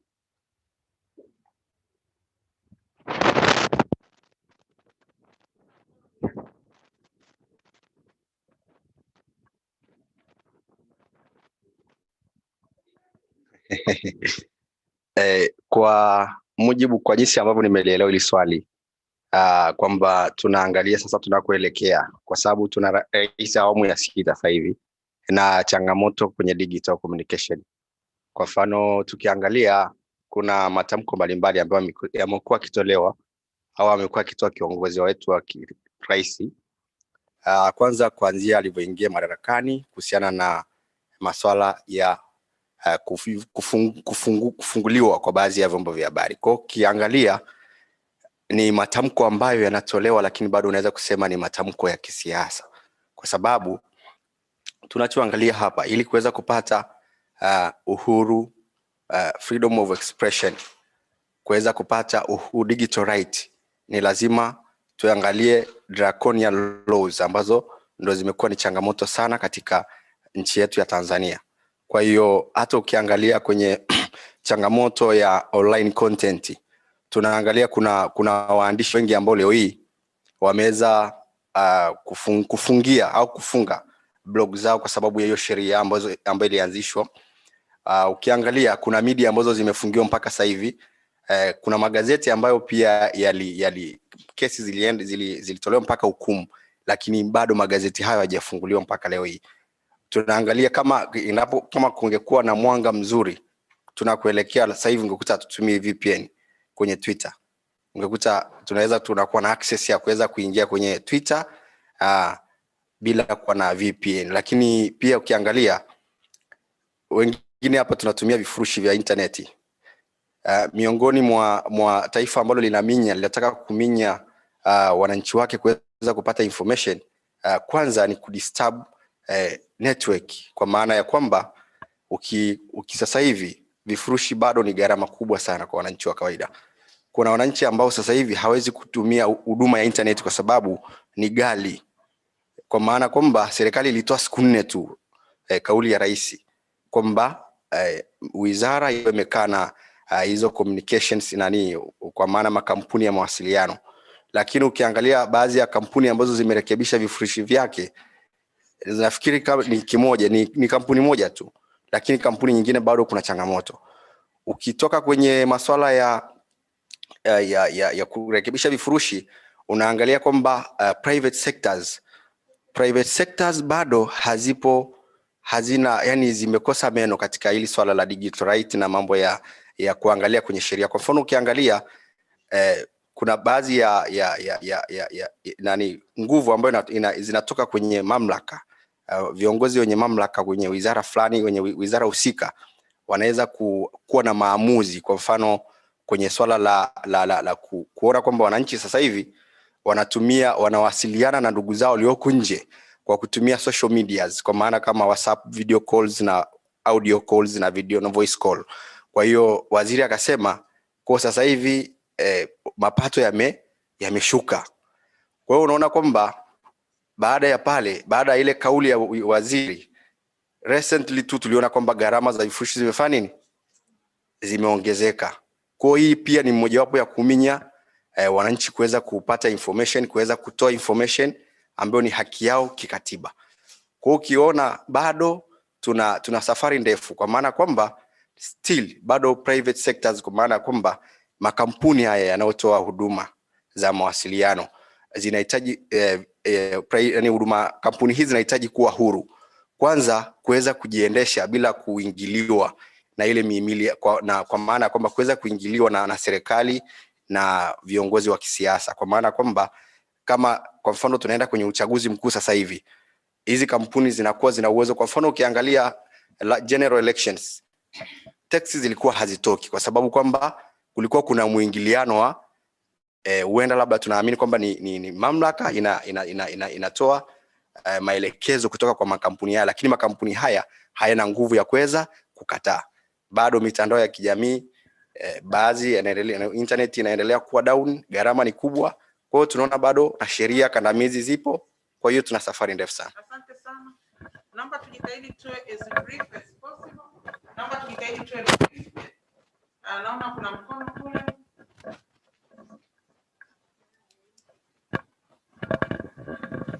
I'm trying to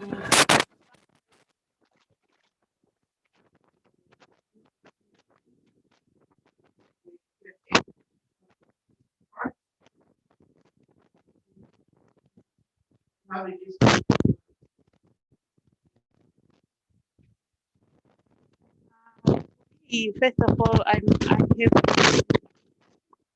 with the previous speaker, and I must say it's too early right now to say for certain that things are going very bad, because one thing that I've noticed is, first of all, we must acknowledge that the president has been in office for only 30 days. And between that there was, we had a big event, passing off the former president. And one important thing that happened is, what is the first institution the Madam President has met is the Commission for Good Governance and Human Rights. And why is it the first? She's trying to tell us that good governance and human rights is at the center of her heart. And what was the discussion about? I heard her saying, directing the commission to go out there and help the government understand where there is no justice, so that the government can go and give justice. To me, that is a hope. That is a good sign. To me, that is the first time I see the commission given the power, that acknowledgement and the visibility to do the work. And what it tells is a hope. There's a light ahead. Besides, in most of her speeches, the word justice, peace, social justice is the word that she says over and over again. One thing that we should be aware of is, most of these changes and the impact that we are seeing now was legally reformed. So we need more than 4 to 3 years first to transform our legal framework to accommodate most of what she's saying, to institutionalize most of what she's saying. I think after 100 days, maybe 200 days, we'll be able to say which laws is she tabling in the parliament for change. So for now, for me, if you ask me, I think there is hope. Seeing from her speeches, from the engagement she's doing, there is hope, and I'm optimistic. Thank you.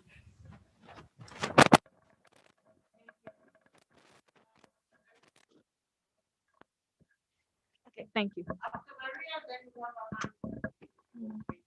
So I'll just be brief. I'm echoing my sister in the Learning Club that indeed we should always be hopefully, and we should always be people who see the light at the end of the tunnel despite of the challenges.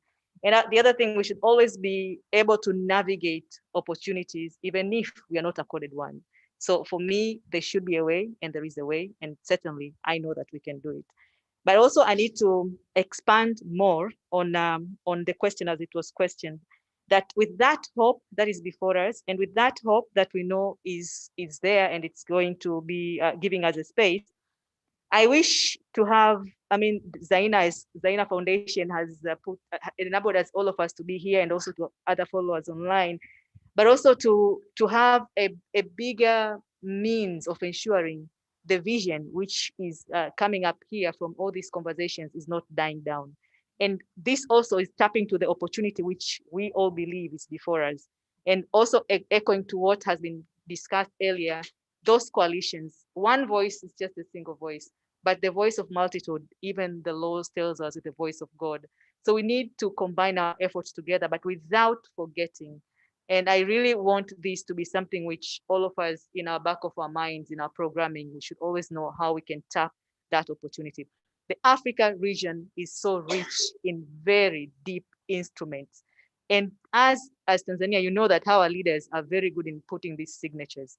We should not let that go beside our backs. We should see how we can tap on those instruments. For instance, the Declaration of Expression of what is it called? Declaration of Expression of Principles, Freedom of Expression and Access of Information in Tanzania, which is, it is a soft law, but the beauty of that document can really position us in putting our agenda in a very strategic manner to push forward what we believe would bring about a change to the space which is already shrinking, to open it at least to have a breather in another 5-10 years to come.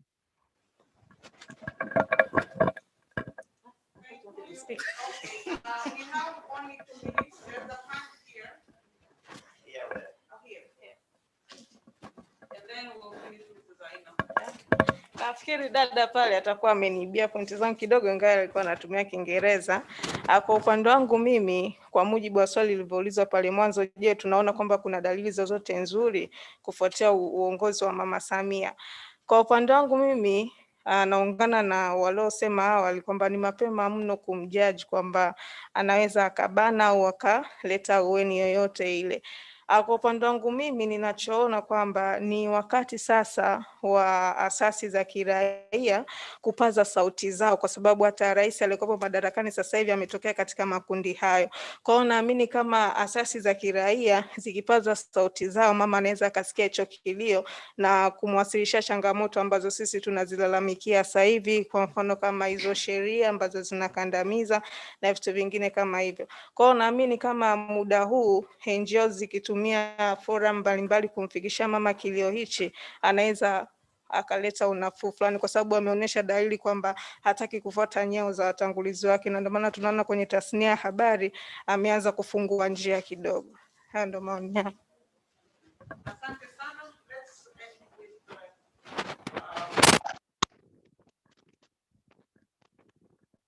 Thank you so much for this question. And actually, this is a bigger question which I received in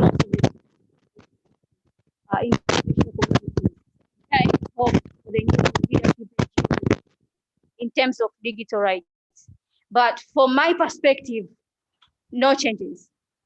Because if you remember the last days when the president announced about the releasing the online television.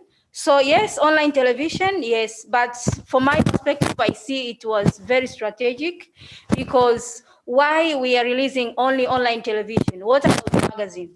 What about the television and the other, everything? So if the new regime decided to free the digital rights in Tanzania, that means they were supposed to free all media channels. So not only the online television only, because if you found out online television, they mostly they are using YouTube platform, and YouTube platform basically is very expensive to connect via YouTube platform.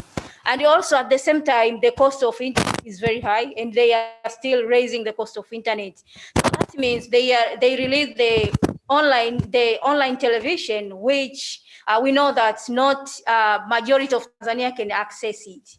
So that I can see that we still need to mobilize ourselves, stakeholders and civil society, so that we can amend that the electronic and post communication regulation of 2020. So if that policy is regulated and is amended, then at least we can say there is a hope in the improvement of the digital rights in Tanzania.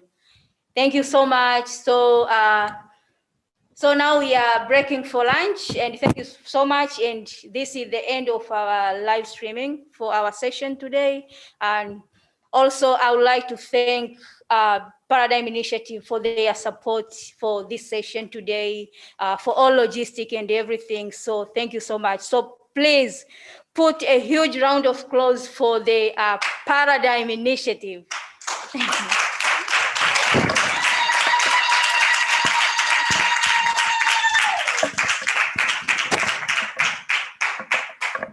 Okay, thank you so much, Paradigm, and thank you so much, the participants, the panelists, the team leaders, everyone morning to this hour.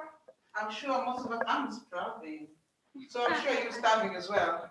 So tonight, we will take our lunch. Just so we took tea in the morning. So for that, I'm going to chai.